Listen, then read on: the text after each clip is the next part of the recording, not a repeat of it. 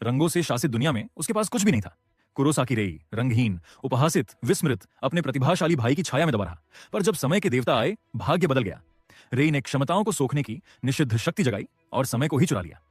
अब अतीत में पुनर्जन्म लेकर समय पलटने की शक्ति से वह नियति फिर से लिखेगा। जिस दुनिया ने उसे ठुकराया वह उस रंग के सामने झुकेगी जिसे वे कभी देख ना पाए। काला जादूगर। क्या समय उसकी मानेगा या उसे निगल जाएगा? आइए देखें। 10 साल पहले टोक्यो के आसमान में एक उल्टा महल दिखाई दिया। उसी क्षण दुनिया भर में कालकोठरी डंजियन प्रकट होने लगे। फिर मानवता ने माना की खोज की। विशेष रूप से प्रतिभाशाली लोग जो माना के सभी रहस्यों को खोलने में सक्षम थे, कालकोठरी को चुनौती देने लगे, धन और प्रसिद्धि प्राप्त करते हुए। ये लोग जादूगर कहलाए। उनकी प्रतिभा उनके माना के रंग से तय होती थी। एक रंग वाले जादूगर आम थे, जबकि 2 रंगों वाले दुर्लभ। जैसे रेई का छोटा भाई कुरोसाकी काई 2 रंगों नीले और लाल का स्वामी था और वह अपनी क्षमताओं का कुशलता से उपयोग करता था। वे उल्टे महल में दाखिल हुए और एक राक्षस से भिड़ गए। काई मुस्कुराया और जब उसके प्रतिद्वंद्वी ने उस पर हमला किया तो उसने अपना हाथ घुमाया, 2 रंगों का एक राक्षसी भाला बनाया और फिर उसे उड़ा दिया, राक्षस को भेदते हुए। राक्षस का शरीर धड़ाम से जमीन पर गिर गया। काई ने उससे गिरा हुआ क्रिस्टल उठाया, जबकि रेई पास खड़ा होकर शून्य में घूर रहा था। उसके छोटे भाई ने उस पर एक पत्थर फेंका, उसे हारा हुआ कहा और काम पर लगने का आदेश दिया। उसका भाई बैंगनी राजा 89वें स्तर का और सबसे शक्तिशाली जादूगरों में से एक है। दूसरी ओर रेई, उसका बड़ा भाई, पूरी तरह से हारा हुआ निकला। वह रंगहीन और केवल पहले स्तर का निकला। हालांकि चाहे कुछ भी हो जाए, वह जादूगर बनने की अपनी इच्छा नहीं छोड़ना चाहता था। इसलिए उसने अपने भाई के समूह में एक कुल्ली के रूप में काम करना शुरू कर दिया। किसी दिन वह भी अपनी शक्ति जगा पाएगा। उसे विश्वास है कि उसका समय आएगा। जब उसने सभी वस्तुएं एकत्र कर लीं तो वे आगे बढ़े और बॉस के कमरे तक पहुंचे। समूह के एक लड़के ने कहा कि बॉस भी शायद कमजोर होगा। बड़े दरवाजे खुले और वे एक विशाल हॉल में चले गए, जहां बीच में एक आदमी खड़ा था। वह समय का देवता क्रोनोस था, स्तर अज्ञात। काई ने उसे गंभीरता से नहीं लिया और मुस्कुराते हुए कई राक्षसी भाले बनाए और फिर उन सभी को उस पर भेज दिया। क्रोनोस ने अपना हाथ एक छोटे पोर्टल में डाला, एक तलवार निकाली और उसे घुमाया, उसके सभी हमलों को रोकते हुए। उसने उस आदमी को देखा और वह घबरा गया क्योंकि उसके हमले काम नहीं कर रहे थे। और फिर देवता की आंखें चमकीं और कुछ बहुत तेजी से उस लड़के की ओर बढ़ा। किसी चीज ने उसे मार डाला। यह सब इतनी तेजी से हुआ कि उसे प्रतिक्रिया करने का भी समय नहीं मिला। उसके साथी डर के मारे देख रहे थे जब उसका शरीर गिरा और एमसी सदमे में था। इस तरह उसके छोटे भाई की मृत्यु हुई। उसने उसके शरीर को देखा, उसका दिल डर से धड़क रहा था और उसने सोचा ये सच नहीं हो सकता। उसने बैंगनी राजा को एक ही बार में मार डाला। टीम के सदस्य तुरंत भाग गए, उसके भाग्य को साझा करने से डरते हुए, लेकिन क्रोनोस ने उन्हें जल्दी से खत्म कर दिया, उनमें से प्रत्येक पर एक तलवार फेंकते हुए। रेई के अलावा टीम का कुछ भी नहीं बचा। वह डर के मारे फर्श पर गिर गया और देवता ने अपनी नजर उस पर घुमाते हुए मुस्कुराया और पूछा, क्या वह रंगहीन है? एमसी ने अपनी मुट्ठी भींची और महसूस किया कि वह फिर से कुछ नहीं कर सकता। लेकिन वह इतनी आसानी से हार मानने वाला नहीं था। उसने अपनी तलवार उठाई और हालांकि डर से कांप रहा था, देवता के खिलाफ आगे बढ़ा, क्योंकि वह यहां मरने वाला नहीं है। क्रोनोस ने अपनी भुजाएं फैला दी और मुस्कुराया और टिप्पणी की कि यह कितना दिलचस्प है। वह सोचता है कि एक रंगहीन व्यक्ति एक देवता को हरा सकता है।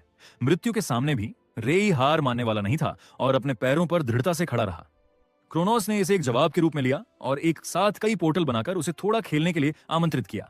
उसके बाद पोर्टल से एक तलवार निकली। एमसी को अपनी दाहिनी बांह खोने से पहले कुछ भी नोटिस करने का समय नहीं मिला। दर्द महसूस करते हुए वह जोर से चिल्लाया और क्रोनोस ने अपना हाथ हिलाया, यह सोचते हुए कि क्या उसने ज्यादा कर दिया था। अपनी उंगलियां चटकाते हुए उसने अपनी रिवाइंड क्षमता का उपयोग किया और रेई की बांह अपनी जगह पर लौट आई। उसने अपने हाथ को देखा और डर के मारे सोचा, क्या वह मरा नहीं है? उसके बाद समय के देवता ने उस पर एक फायरबॉल का परीक्षण करने का फैसला किया और कहा कि वह यह देखने में दिलचस्पी रखते हैं कि इस बार वह कितनी देर तक टिक सकता है। नरक की लपटों की धाराएं लड़के को चारों ओर से घेर लिया। देवता हंसे और पूछा, कैसा लग रहा है? एमसी ने महसूस किया कि कमजोर हमले उसे नुकसान नहीं पहुंचाएंगे, लेकिन अगर उसने अपनी बनाई तलवार का इस्तेमाल किया तो क्या होगा। उसने वह तलवार उठाई जिससे उसने हाल ही में किसी को मारा था और इस तथ्य के बावजूद कि उसके चारों ओर की गर्मी के कारण मूठ गर्म हो गई थी, उसने उसे कसकर पकड़ा और सीधे लपटों में दौड़ पड़ा। तीव्र गर्मी से ब्लेड लाल हो गया और लपटों के उसके शरीर को झुलसाने के बावजूद वह आगे दौड़ता रहा। कुछ ही सेकंड में उसे भयानक दर्द महसूस होने लगा। उसके कपड़े उसकी त्वचा के साथ जल रहे थे, लेकिन वह दौड़ता रहा और जोर से चिल्लाता रहा। जल्द ही चीखें शांत हो गईं।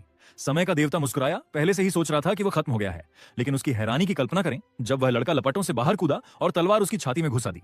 रेई खुश था कि वह आखिरकार कम से कम एक वार करने में कामयाब रहा था, लेकिन यह इतना आसान नहीं था।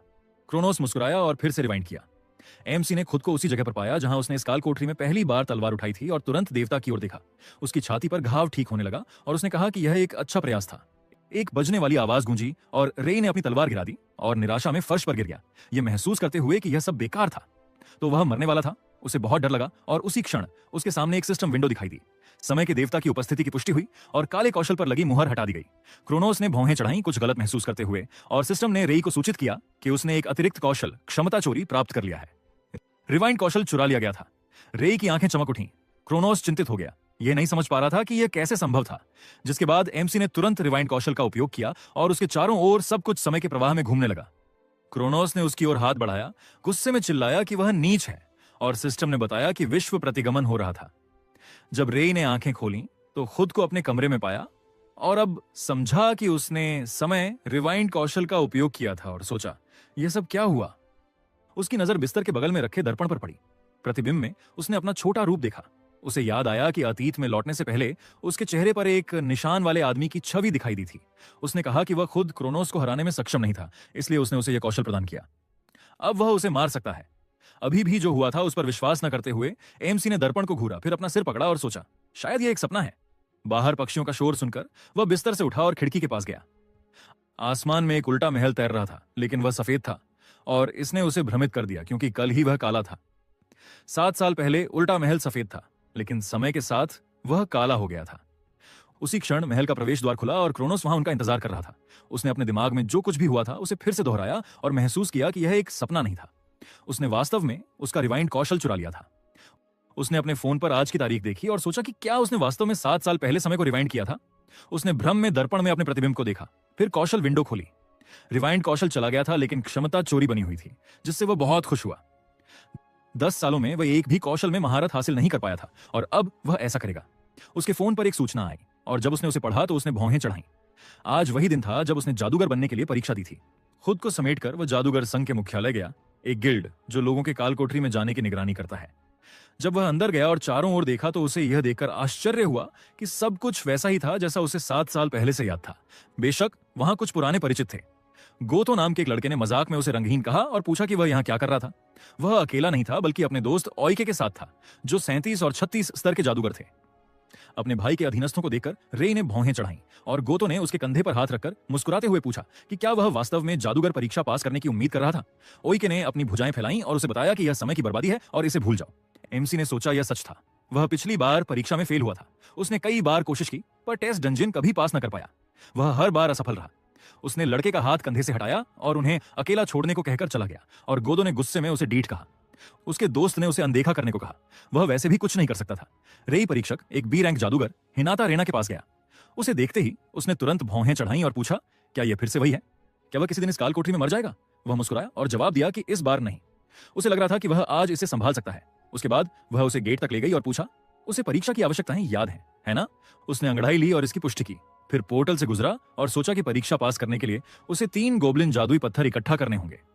अपहरण कौशल के साथ यह कोई बड़ी समस्या नहीं होगी। हालांकि आज कुछ होने वाला था। शुरुआती डंजन में एक बहुत मजबूत राक्षस था, स्तर 20 का रेड कैप। रेना उसे देखकर हैरान हुई और चिल्लाई, वह यहां क्यों है?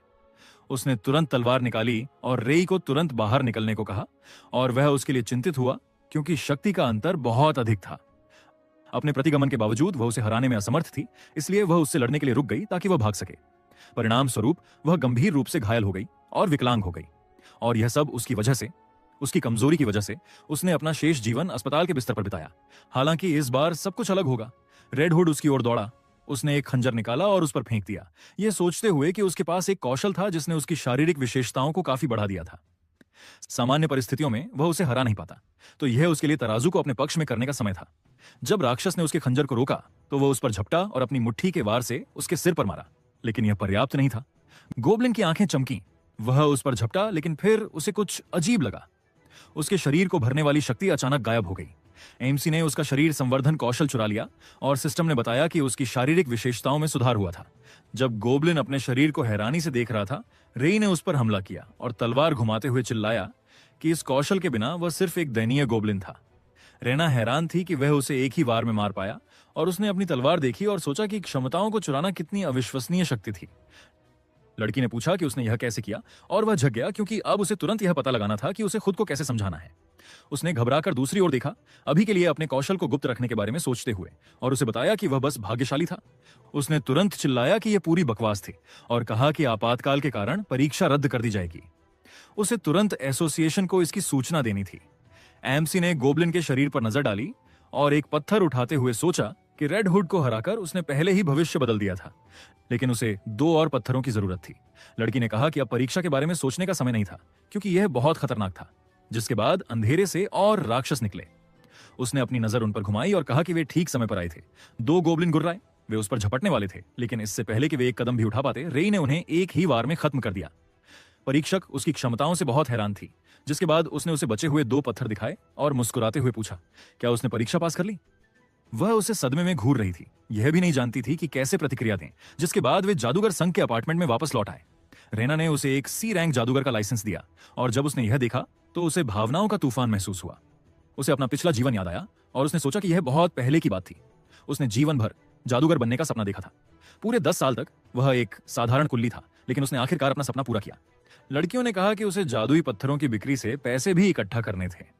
जादुई पत्थर राक्षसों से गिरते हैं और ऊर्जा के एक मूल्यवान स्रोत के रूप में उपयोग किए जाते हैं, और यहाँ जादूगर संघ में उन्हें बेचने का अवसर है। उसने एक ए रैंक राक्षस को हराया, इसलिए उसे जो पैसा मिला वह शायद पर्याप्त होना चाहिए।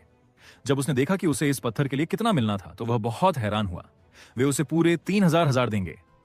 रेना ने कहा कि यह इसलिए था क्योंकि उसने रेड कैपस्टोन प्राप्त किया था। उसने घबराकर टिप्पणी की कि जादुई पत्थर इतने महंगे थे, और उसने मुस्कुराते हुए कहा कि उसकी ताकत के साथ वह बहुत अधिक कमा सकता है। उसने उसके घायल हाथ को देखा और कुछ सोचा, फिर उससे अपना अनुरोध पूरा करने के लिए कहा। उसके बाद वह गेट पर गया और उसे छूकर पुष्टि की कि अब वह इस काल कोठरी का मालिक था। उसने पोर्टल पर नजर डाली और सोचा कि किसी ने भी कभी अकेले काल कोठरी पूरी नहीं की थी। ऐसा लग रहा था कि भविष्य वास्तव में बदल गया था। वह मुस्कुराया, इस बात से खुश था, और अचानक किसी ने उसे जादुई हाथ कौशल से पकड़ लिया। ये ओइके था, जिसने उससे पूछा कि वह वहां क्या कर रहा था, और मजाक में पूछा कि क्या एक रंगहीन कुछ भी नहीं ने वास्तव में अकेले काल कोठरी में प्रवेश करने का फैसला किया था। गोदो ने कहा यह नहीं चलेगा, और एमसी ने उन्हें बताया कि उसने जादूगर परीक्षा पास की थी ताकि वह अकेले डंजियन में प्रवेश कर सके। बेशक उन्होंने उस पर विश्वास नहीं किया, और गोदो किसी कारण से गुस्सा भी हो गया। ओइके ने उसका सिर पकड़ा और जादुई हाथ से कसकर दबाते हुए कहा कि तब वह उसे दिखाएगा कि कौशल क्या होता है। जादुई हाथ माना को केंद्रित करने वाला कौशल है, जो हमले के लिए आदर्श है। केवल शरीर मजबूत करने से वह इससे नहीं निकलेगा, पर रेई की योजना अलग थी। वह आगे झुका, प्रतिद्वंद्वी को पूरी ताकत से सिर से मारा, जिससे उसकी नाक से खून बहने लगा। जिसके बाद सिस्टम ने बताया कि उसने जादुई हाथ कौशल चुरा लिया था। उसे पकड़े हुए जादुई हाथ तुरंत गायब हो गया, और उसने फिर उसका उपयोग किया और ओइके को पकड़ लिया, जिससे वह बहुत हैरान हुआ। उसने उत्साह से चिल्लाया उसे वह कौशल कहां से मिला, और उसका साथी मुस्कुराते हुए रेई पर झपटा और उसे घमंडी न होने के लिए कहा। उसने उस पर एक फायरबॉल का निशाना साधा, और एमसी ने तुरंत अपने शरीर संवर्धन को सक्रिय किया और अपना हाथ हिलाया, उसके हमले को रोकते हुए। जब फायरबॉल बिखर गया तो गोदो भ्रमित हो गया, और फिर रेई उस पर झपटा और उसे अपनी पूरी ताकत से मुक्का मारा, उसे कुछ मीटर दूर उड़ाते हुए। ओइके हैरान था कि उसके पास दूसरा कौशल भी था। जब गोतो वार से उबर रहा था, उसने रेई को देखा और कहा कि यह नहीं हो सकता, उसके पास 2 रंग हैं। उसने कहा यह सही नहीं था। सिस्टम ने बताया कि फायरबॉल कौशल चुरा लिया गया था, और उसने हाथ में लौ जलाई, कहा कि अब उसके पास 3 रंग थे। गोतो बहुत हैरान था, चिल्लाते हुए कहा कि उसने ऐसी बात कभी नहीं सुनी थी। इसके बाद एमसी ने उसकी ओर हाथ बढ़ाया, एक फायरबॉल बनाया और उस पर दागा, और वह तुरंत एक तरफ कूद गया बचते हुए। उसके बाद उसने ओइके को छोड़ दिया और धमकी भरे लहजे में पूछा, क्या वे अभी भी जारी रखना चाहते हैं? लड़कों ने एक दूसरे को देखा और उससे माफी मांगी और भाग गए। उन्हें जाते हुए देखकर रेई ने गहरी सांस ली और सोचा कि अगर उसके भाई को इस बारे में पता चला तो वह निश्चित रूप से मुसीबत में पड़ जाएगा। वह हमेशा उसके साथ एक गुलाम जैसा व्यवहार करता था। जब उसने अपने कौशल को जगाया और 50 के स्तर पर पहुंचा तो उसे पहले से ही सबसे शक्तिशाली जादूगरों में से एक माना जाता था। इसके अलावा वह एकमात्र खतरा नहीं था जिससे उसे डरना था। महल का प्रवेश द्वार जल्द ही खुल जाएगा, तो अब उसके लिए जितना संभव हो उतने स्तर बढ़ाना महत्वपूर्ण है। वह काल कोठरी के द्वारों की ओर मुड़ा, फिर पोर्टल से गुजरा और सोचा कि स्तर एक जादूगर की शक्ति का स्रोत है। स्तर बढ़ने के साथ वह अधिक कौशल में महारत हासिल कर पाएगा और उसकी कुल माना आरक्षित क्षमता बढ़ जाएगी। लेकिन सबसे महत्वपूर्ण बात यह है कि वह कौशल में अधिक माना का निवेश कर पाएगा। वह अब 8वें स्तर पर था।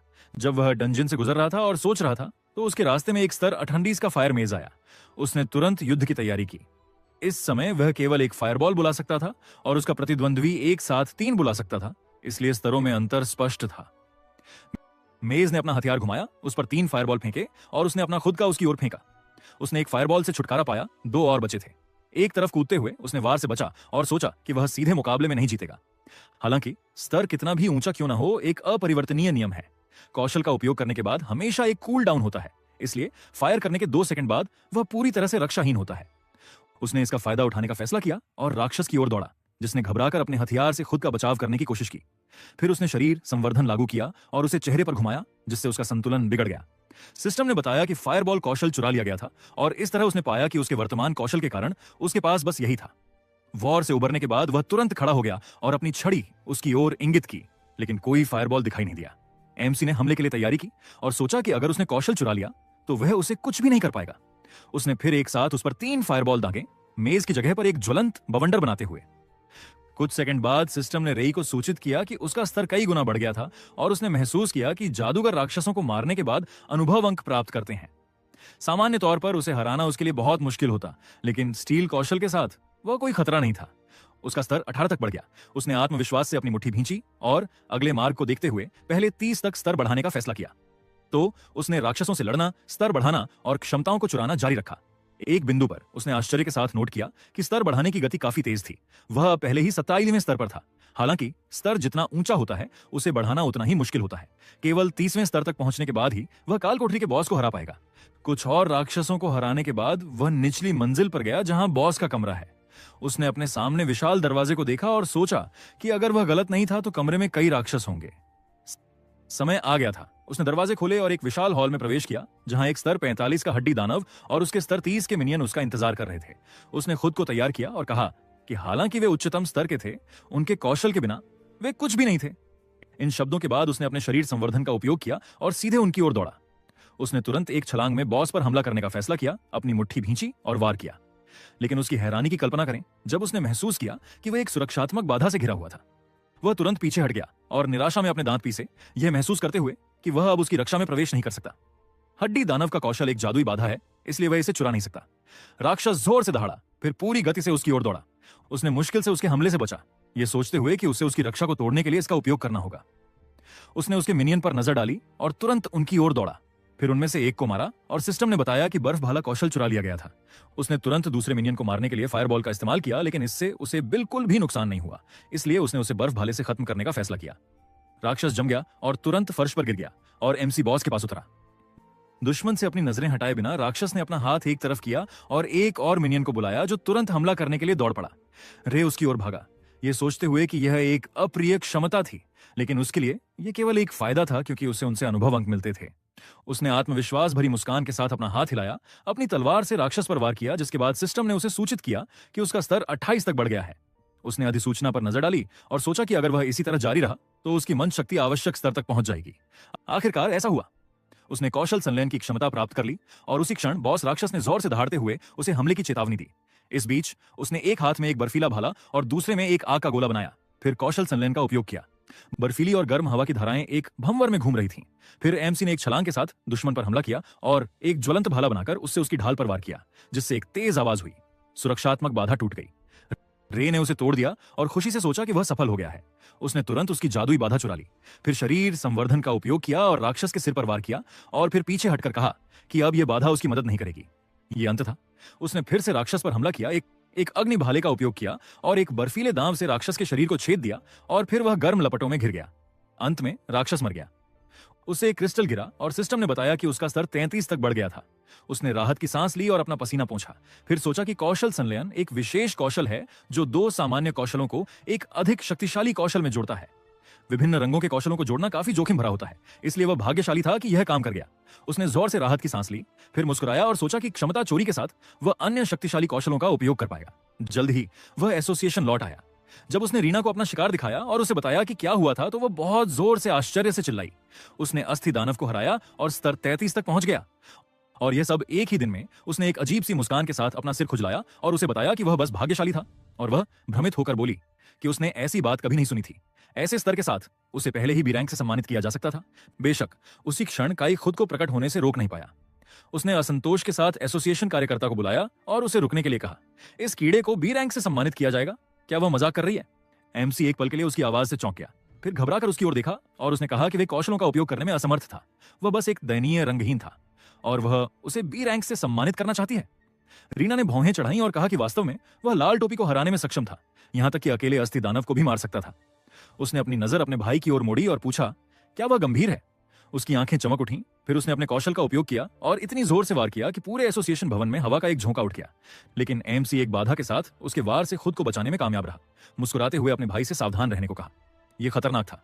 रीना ने काई को गुस्से से बुलाया और उसने कहा कि ऐसा लगता है कि उसने वास्तव में अपने कौशल को जगा लिया है। राया ने इसकी पुष्टि की और उसके भाई ने बताया कि उसने उन्हें अभी हाल ही में जगाया था, इसलिए उसे इतना अहंकारी नहीं होना चाहिए, अन्यथा उसे एक अच्छा सबक सिखाना होगा। उसने धमकी भरे अंदाज में कुछ जादुई चिंगारियां जलाईं और रीना चिल्लाई, क्या वह एसोसिएशन में लड़ाई शुरू करना चाहता है। उसने उसे जवाब दिया कि अगर उसे वास्तव में बी रैंक मिल गया तो उसके पास कोई विकल्प नहीं होगा। हालांकि क्या उसकी क्षमताएं वास्तव में उस रैंक के अनुरूप थीं? एमसी को एहसास हुआ कि वह उसे चुनौती दे रहा था और उसने अपनी मुट्ठी भींच ली, ये सोचते हुए कि अगर उसने अभी इसे साबित नहीं किया तो वह बाद में उसे किसी सुनसान जगह पर पीट देगा। उसने आत्मविश्वास से उसकी ओर देखा और कहा कि वह सब कुछ समझ गया है, और उसके भाई ने असंतोष में अपने दांत पीसे और उसे एक डीठ मूर्ख कहा। उसके बाद वे प्रशिक्षण अखाड़े में चले गए और एक दूसरे के सामने खड़े हो गए, द्वंद्व के लिए तैयार। रे ने सोचा कि जादूगरों के बीच लड़ाई में मन की क्षमता ही सब कुछ थी, उसे अत्यधिक सावधान रहना होगा। स्तर 30 पर वह एक बार में एक कौशल को 3 बार सक्रिय कर सकता था, जबकि वह स्तर 50 पर इसे 5 बार सक्रिय कर सकता था। दूसरे शब्दों में, वह सीधे टकराव में निश्चित रूप से नहीं जीतेगा, इसलिए शक्ति में अंतर को बराबर करने के लिए उसे पहले वार करना होगा। उसने तुरंत एक बर्फीला भाला बनाया और उसके भाई ने 4 आग के गोले। उसके बाद उनका जादू एक दूसरे की ओर दौड़ा और टकराया, अंततः एक विस्फोट का कारण बना। काई इससे हैरान था, वह सिर्फ एक बर्फीले भाले से उसके कौशल को नष्ट करने में सक्षम था। एमसी ने एक धुआं पर्दा का उपयोग किया और उस पर चुपके से हमला किया, फिर शरीर संवर्धन का उपयोग किया। यह देखकर कि उसका कौशल पीला था, काई बहुत हैरान हुआ और पूछा, क्या वह 2 रंगों का जादूगर है? रे ने उसे नजरअंदाज किया और सोचा कि उसने पहले ही कौशल का 4 बार उपयोग कर लिया था, केवल एक बचा था। उसने सही क्षण चुना, कौशल संलयन का उपयोग किया और एक ज्वलंत भाला बनाया। इन बहुरंगी चमक को देखकर खाई ने पूछा, तो उसके पास 3 रंग हैं, ये काफी अच्छा है। हालांकि उसे कम नहीं आंकना चाहिए। इन शब्दों के बाद उसने उस पर जादू चलाया, जिसने उसे पीछे धकेल दिया, और उसने सदमे में पूछा, यह किस तरह की शक्ति है? काई ने कहा कि 3 रंगों के जादूगर वास्तव में दुर्लभ होते हैं।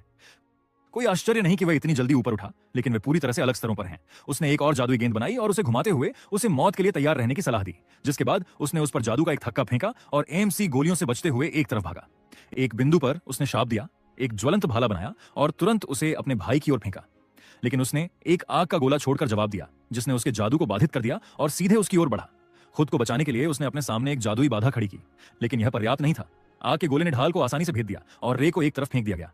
उसने जोर से शाप दिया, उठने की कोशिश कर रहा था, और उसके भाई ने उस पर हंसा और उसे घुटने टेकने और दया की भीख मांगने का आदेश दिया। तब वह उसे बख्श सकता है, उसे कहने दो कि वह एक दयनीय कुछ भी नहीं है और माफी मांगे। एमएससी ने निराशा में अपने दांत पीसे। वह जानता था कि वह उसे हरा नहीं सकता, लेकिन अगर उसने अभी हार मान ली तो वह अपना पूरा जीवन फिर से अपने भाई के गुलाम के रूप में बिताएगा। तो वह अपने पैरों पर खड़ा हुआ और आत्मविश्वास से उसकी ओर देखा, यह कहते हुए कि ऐसा कभी नहीं होगा। उसके भाई ने अपना हाथ हिलाया और कहा कि यह उसका निर्णय था, लेकिन उसे दया की उम्मीद नहीं करनी चाहिए। उसके बाद उसके पीछे एक जादुई घेरा दिखाई दिया। उसने कौशल त्वरण का उपयोग किया, जो अस्थायी रूप से मन की मात्रा को दोगुना कर देता है, जिसे एक जादूगर का शरीर सहन कर सकता है। उसने कई आग के गोले बनाए, एक 10 गुना सक्रियण। रे ने उसकी ओर बड़ी आंखों से देखा। यह राजा की अद्वितीय शक्ति थी, जो केवल उसी के लिए उपलब्ध थी। यह मन की सीमा को बढ़ाता है, जिसे एक व्यक्ति सहन कर सकता है, लेकिन वह केवल इस कौशल का उपयोग करने के क्षण का इंतजार कर रहा था। उसके बाद वह उसकी ओर भागा और सोचा कि त्वरण ने उसे कौशल को 10 गुना सक्रिय करने की अनुमति दी। पूरी दुनिया में केवल काई के पास ऐसी शक्ति थी। यह देखकर कि वह क्या कर रहा था, काई ने उसे एक मूर्ख कहा और चिल्लाया कि वह अब चकमा नहीं दे सकता। इन शब्दों के बाद उसने अपना हाथ हिलाया और सभी आग के गोलों को उसकी दिशा में निर्देशित किया, जबकि काई ने इस बीच अपने जादुई हाथ का उपयोग किया और काई के पीछे जमीन पर वार किया। यह देखकर कि उसके पास एक और कौशल था, वह बहुत हैरान था। एक एमसी अपने जादुई हाथ से चकमा देते हुए सोचा कि अगर वह इससे बच सकता है तो जीत उसकी होगी। यहां तक कि अपने सभी कौशल के साथ एक राजा की भी एक कमजोर जगह हो सकती है। वह उसके पीछे उतरा, तुरंत मुड़ा और उसे मारा, यह सोचते हुए कि वह उन कुछ सेकंड के लिए पूरी तरह से रक्षाहीन था। वार उसके चेहरे पर लगा, यहां तक कि उसे हवा में उड़ा दिया, जिससे रे को उसकी त्वरण कौशल चुराने की अनुमति मिली। अब जब उसने उसका कौशल चुरा लिया था तो यह खत्म हो गया था। कई इस बीच घबराकर खड़ा हो गया, यह महसूस करते हुए कि वह जारी रखने वाला था, और उसके भाई ने एक मुस्कान के साथ उसकी ओर देखा, यह कहते हुए कि वह उसे मार डालेगा। उसके बाद उसने एक बर्फीला क्रिस्टल बनाया, उसे काली लपटों में लपेट दिया और उसे उसकी ओर इशारा किया। यह एक राक्षसी भाला था, उसका सबसे मजबूत कौशल। रे इससे बहुत हैरान था और सोचा कि क्या उसने इसका उपयोग करने का फैसला किया था। राक्षसी भाला सीधे उसकी ओर बढ़ा और वह एक तरफ कूद गया, यह सोचते हुए कि यह कौशल बहुत तेज था। काई ने कई और राक्षसी भाले बनाए और वह घबरा कर मुड़ा, यह महसूस करते हुए कि जब वह उसे मार पाया था तब उसने अपनी चौकसी कम कर दी थी। उसे यह नहीं भूलना चाहिए कि वह बैंगनी राजा है। जब वह उसके हमलों से बच रहा था तो उसने देखा कि वह बहुत अधिक जोर से हमला कर रहा था, और अंततः वे सभी हमले उसे दीवार से चिपका गए। काई ने देखा कि उसके पास भागने के लिए कोई जगह नहीं बची थी, और फिर एमसी ने उस पर एक अग्नि भाला फेंका और उसने एक राक्षसी भाले से जवाब दिया। दोनों जादुई शक्तियां टकराईं, जिससे एक शक्तिशाली विस्फोट हुआ, जिसने रे को हवा में उड़ा दिया और उसे दीवार से टकरा दिया, जिससे वह टूट गई। लेकिन वार के बावजूद वह अभी भी अपने पैरों पर खड़ा रहा, और उसके भाई ने अपनी बाहें चौड़ी कर दी, यह कहते हुए कि यह उसकी सच्ची शक्ति थी, इस बात का प्रमाण कि वह सबसे मजबूत था। एमसी ने अपने दांत पीसे और सोचा कि यह कोई आश्चर्य की बात नहीं थी। राक्षसी भाला सबसे मजबूत आक्रामक कौशल था। उसके भाई ने कहा कि कई कौशल जगाने के बाद वह भी बहुत घमंडी हो गया था, और उसके शब्दों से उसके मन में एक विचार आया। कौशल संलयन आपको 2 रंगों को मिलाकर मजबूत कौशल बनाने की अनुमति देता है, लेकिन क्या होगा अगर वह 2 से अधिक रंगों को मिलाता है? वह नहीं जानता कि यह काम करेगा या नहीं, लेकिन कोशिश करने लायक है। उसने अपना संकल्प इकट्ठा करते हुए अपनी मुट्ठी भींच ली, फिर कौशल त्वरण का उपयोग किया और काई बहुत हैरान हुआ और पूछा कि उसे वह कहां से मिला। इस कौशल के साथ एमसी ने अपनी मन की सीमा को दोगुना कर दिया और अगर उसका अनुमान सही था तो उसे कुछ हासिल होना चाहिए। सिस्टम ने उसे सूचित किया कि उसकी मन शक्ति का स्तर आवश्यक स्तर तक पहुंच गया था और उसने कौशल संलयन क्षमता काला प्राप्त कर ली। वह खुशी से मुस्कुराया और उसके भाई ने सावधानी से पूछा वह क्या सोच रहा था। बूस्ट और त्वरण के साथ भी वह उसे हरा नहीं पाएगा। रे ने उसे नजरअंदाज किया और अपने हाथ की ओर देखा, ये सोचते हुए कि किसी ने भी कभी 3 रंगों को मिलाने की कोशिश नहीं की थी। उसने लाल, नीला और फिर पीला रंग का उपयोग किया। जब उसने इन तीनों रंगों को मिलाया तो उसे काला रंग मिला, जिसने उसके भाई को बहुत हैरान कर दिया क्योंकि किसी ने भी पहले ऐसी चीज कभी नहीं देखी थी। मन के तीनों रंगों को मिलाकर एमसी ने एक पूरी तरह से नई मन शक्ति काला बनाई। वह एक साधारण कुछ भी नहीं था, लेकिन अब सब कुछ अलग है। वह एक सर्वभक्षी काला जादूगर है। काली जादू की धाराएं उसे घेर रही थीं। यह दृश्य उसके भाई को डरा रहा था, जिसने अपना हाथ उठाया, उस पर एक भाला दागा और उसे पीछे रहने का आदेश दिया। इस बार रे चकमा नहीं दिया। उसने अपना हाथ घुमाया, उसके भाले को तोड़ दिया। फिर वह उसकी ओर भागा और काई चिल्लाया कि ऐसा नहीं हो सकता। उसके बड़े भाई ने अपने हाथ में एक काला थक्का बनाया। उसने घबराकर शपथ ली और एक बर्फ का ब्लॉक बुलाया, जबकि रे ने काले थक्के को एक अगाध लौ में बदल दिया। अपने हाथ के एक इशारे से उसने काले लौ के गोले को उड़ा दिया, बर्फ के भाले को अनगिनत टुकड़ों में तोड़ दिया। काई ने डर से देखा जैसे ही काला जादू उसके पास आया। फिर एक विस्फोट हुआ और पूरा प्रशिक्षण मैदान धूल से भर गया। एमसी ने अपनी सांस रोकी और जब धूल छट गई तो उसने अपने भाई को फर्श पर बेहोश पड़ा देखा। यह एहसास कि वह उसे हराने में कामयाब रहा था उसे इतना उत्साहित कर गया कि वह घुटनों के बल गिर पड़ा और फिर सिस्टम ने उसे सूचित किया कि उसने एक नया कौशल अगाध लौ प्राप्त कर लिया था। शोर सुनकर रीना प्रशिक्षण कक्ष में दाखिल हुई और चिंतित होकर उसे बुलाया, यह पूछते हुए कि क्या वह ठीक था। वह खड़ा हुआ और उसे मुस्कान के साथ बताया कि वह जीत गया था और उसने पूछा कि वह कौशल अभी क्या था। उसे एहसास हुआ कि उसने शायद सब कुछ देख लिया था और उसके लिए कुछ भी छिपाने का कोई मतलब नहीं था। जिसके बाद उसने उसे मन शक्ति के प्रवाह दिखाए और उसे बताया कि वे काले कौशल थे। वह सदमे में उसकी ओर घूर रही थी, यह देखते हुए कि उसने ऐसी जादू के बारे में कभी नहीं सुना था और उसने पूछा कि क्या उसे वास्तव में इसकी रिपोर्ट एसोसिएशन को करनी होगी। यदि संभव हो तो वह इसे एक रहस्य रखना चाहेगा। उसने आश्चर्य से उसकी ओर देखा और उसने जोड़ा कि उन्हें फिर से काली मन शक्ति का उल्लेख नहीं करना चाहिए। वह चिंतित हो गई और कहा कि यह एक बड़ा नुकसान था। प्रत्येक रंग के सबसे मजबूत जादूगरों को राजा कहा जाता है। दूसरे शब्दों में वह काली मन शक्ति वाला दुनिया का एकमात्र जादूगर है। इसका मतलब है कि हर कोई उसे काला राजा कहेगा। उसने इस बारे में सोचते हुए नीचे देखा, फिर अजीब तरह से अपनी गर्दन रगड़ी और उसे बताया कि वह ऐसा करने से बेहतर परहेज करेगा। अपने मन में उसने जोड़ा कि राजा बनना उसे स्तर बढ़ाने में मदद नहीं करेगा। अपने भाई को याद करते हुए वह उसकी ओर मुड़ा और उसे बताया कि उसे उसकी हालत की जांच करनी चाहिए। उसने उसे बताया कि वह बैंगनी राजा था, इसलिए वह जल्द ही खुद ही ठीक हो जाएगा और वह उसे अस्पताल ले जाएगी। इन शब्दों के तुरंत बाद उनके फोन पर एक अधिसूचना दिखाई दी। इकेबुकुरो पार्क में एक नया काल कोठरी प्रकट हुआ था। उसे साफ करने के लिए अनुशंसित स्तर 70 था। लड़कियों ने आश्चर्य से फोन स्क्रीन की ओर देखा और एमसी घबरा गया क्योंकि वह जानता था कि यह किस तरह का काल कोठरी था। उस समय राजा अनुशंसित स्तर से 20 स्तर नीचे थे और वे स्पष्ट रूप से बॉस को हरा नहीं सकते थे। परिणाम स्वरूप उन्होंने योजना छोड़ दी और काल कोठरी को पंजीकृत नहीं किया। हालांकि इसने एक त्रासदी की शुरुआत को चिन्हित किया जिसे काल कोठरी का टूटना कहा जाता है। लोग तब इस घटना के बारे में नहीं जानते थे। यदि बॉस को एक निश्चित समय के भीतर नहीं हराया गया तो राक्षस बाहर निकल जाएंगे और इकेबुकुरो काल कोठरी एक प्रमुख उदाहरण बन गया। गलियां और कस्बे खून से लथपथ थे और कई लोग मर गए। वह इस त्रासदी को फिर से होने नहीं दे सकता था। वह हर कीमत पर काल कोठरी के टूटने को रोकेगा। उसने लड़की को बताया कि वह वहां जा रहा था और वह चिंतित होकर चिल्लाई कि वह ऐसा नहीं कर सकता। वह कितना भी मजबूत क्यों ना हो, यह बहुत खतरनाक था। केवल कम से कम ए रैंक के जादूगरों को ही 50 या उससे अधिक के अनुशंसित स्तर वाले काल कोठरी को जीतने की अनुमति थी। उसने सोचा कि सौभाग्य से उसके पास अभी भी समय था और पूछा, रैंक पदोन्नति के लिए अगली परीक्षा 1 सप्ताह में थी, ठीक है? उसने इसकी पुष्टि की और उसने कहा कि उस स्थिति में उसे अगली परीक्षा में ए रैंक मिलेगा। रीना हैरान थी। एक ए रैंक, बेशक उसकी ताकत के साथ यह पूरी तरह से संभव था।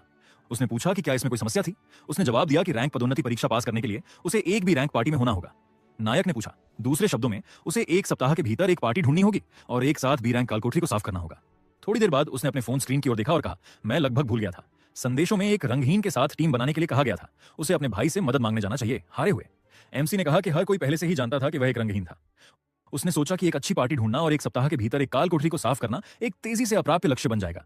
फिर उसने अपना सिर पकड़ लिया और पूछा, उसे अब क्या करना चाहिए। उसी क्षण उसने इसोयामा मियो को अपनी बाहें क्रॉस करते हुए सुना और उसे याद दिलाने के लिए कहा, आज असफलता अस्वीकार्य थी। नायक ने पूछा, वह क्या है? मियो ने लड़की की ओर देखा और कहा कि उसने उसे समूह में शामिल किया था क्योंकि उसके पास 2 रंग थे। हालांकि उसके कौशल का स्तर बहुत कुछ वांछित छोड़ गया था। इचिनोसे अय्या ने माफी मांगी। नायक खड़ा हुआ और उनके समूह की ओर देखते हुए सोचा कि उसे हस्तक्षेप नहीं करना चाहिए। वह पूरी तरह से समझ गया था कि वह कैसा महसूस करती थी। फिर मियो ने कहा, मैं फिर से दोहराती हूं, अय्या उनके लिए वह बस एक बोझ है। उसे उनके रास्ते से दूर रहने की कोशिश करनी चाहिए। नायक ने गुस्से से सोचा, क्या यह वास्तव में अय्या हो सकती है? उसके प्रतिगमन से पहले अया लाल रानी थी। हालांकि अब वह बस एक अनुभवहीन जादूगरनी है।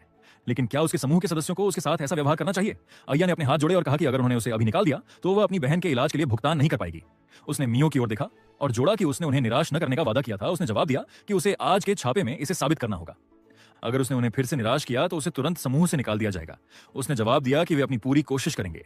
फिर वे निकास की ओर चले और मियो ने कहा कि उन्हें जाना चाहिए। एमएससी ने उन्हें जाते हुए देखा और सोचा वह ठीक रहेगी। ठीक है। थोड़ी देर बाद वह सड़क पर चला और सोचने लगा कि अय्या रानी बनने से पहले वह अपने जीवन में एक बुरे दौर से गुजरी थी। उसने अक्सर गलतियां की और खुद पर यकीन नहीं था। एक बॉस लड़ाई में वह गंभीर रूप से घायल हो गई और कई सालों तक कोमा में रही। रुको, क्या वह वास्तव में आज होने वाला था?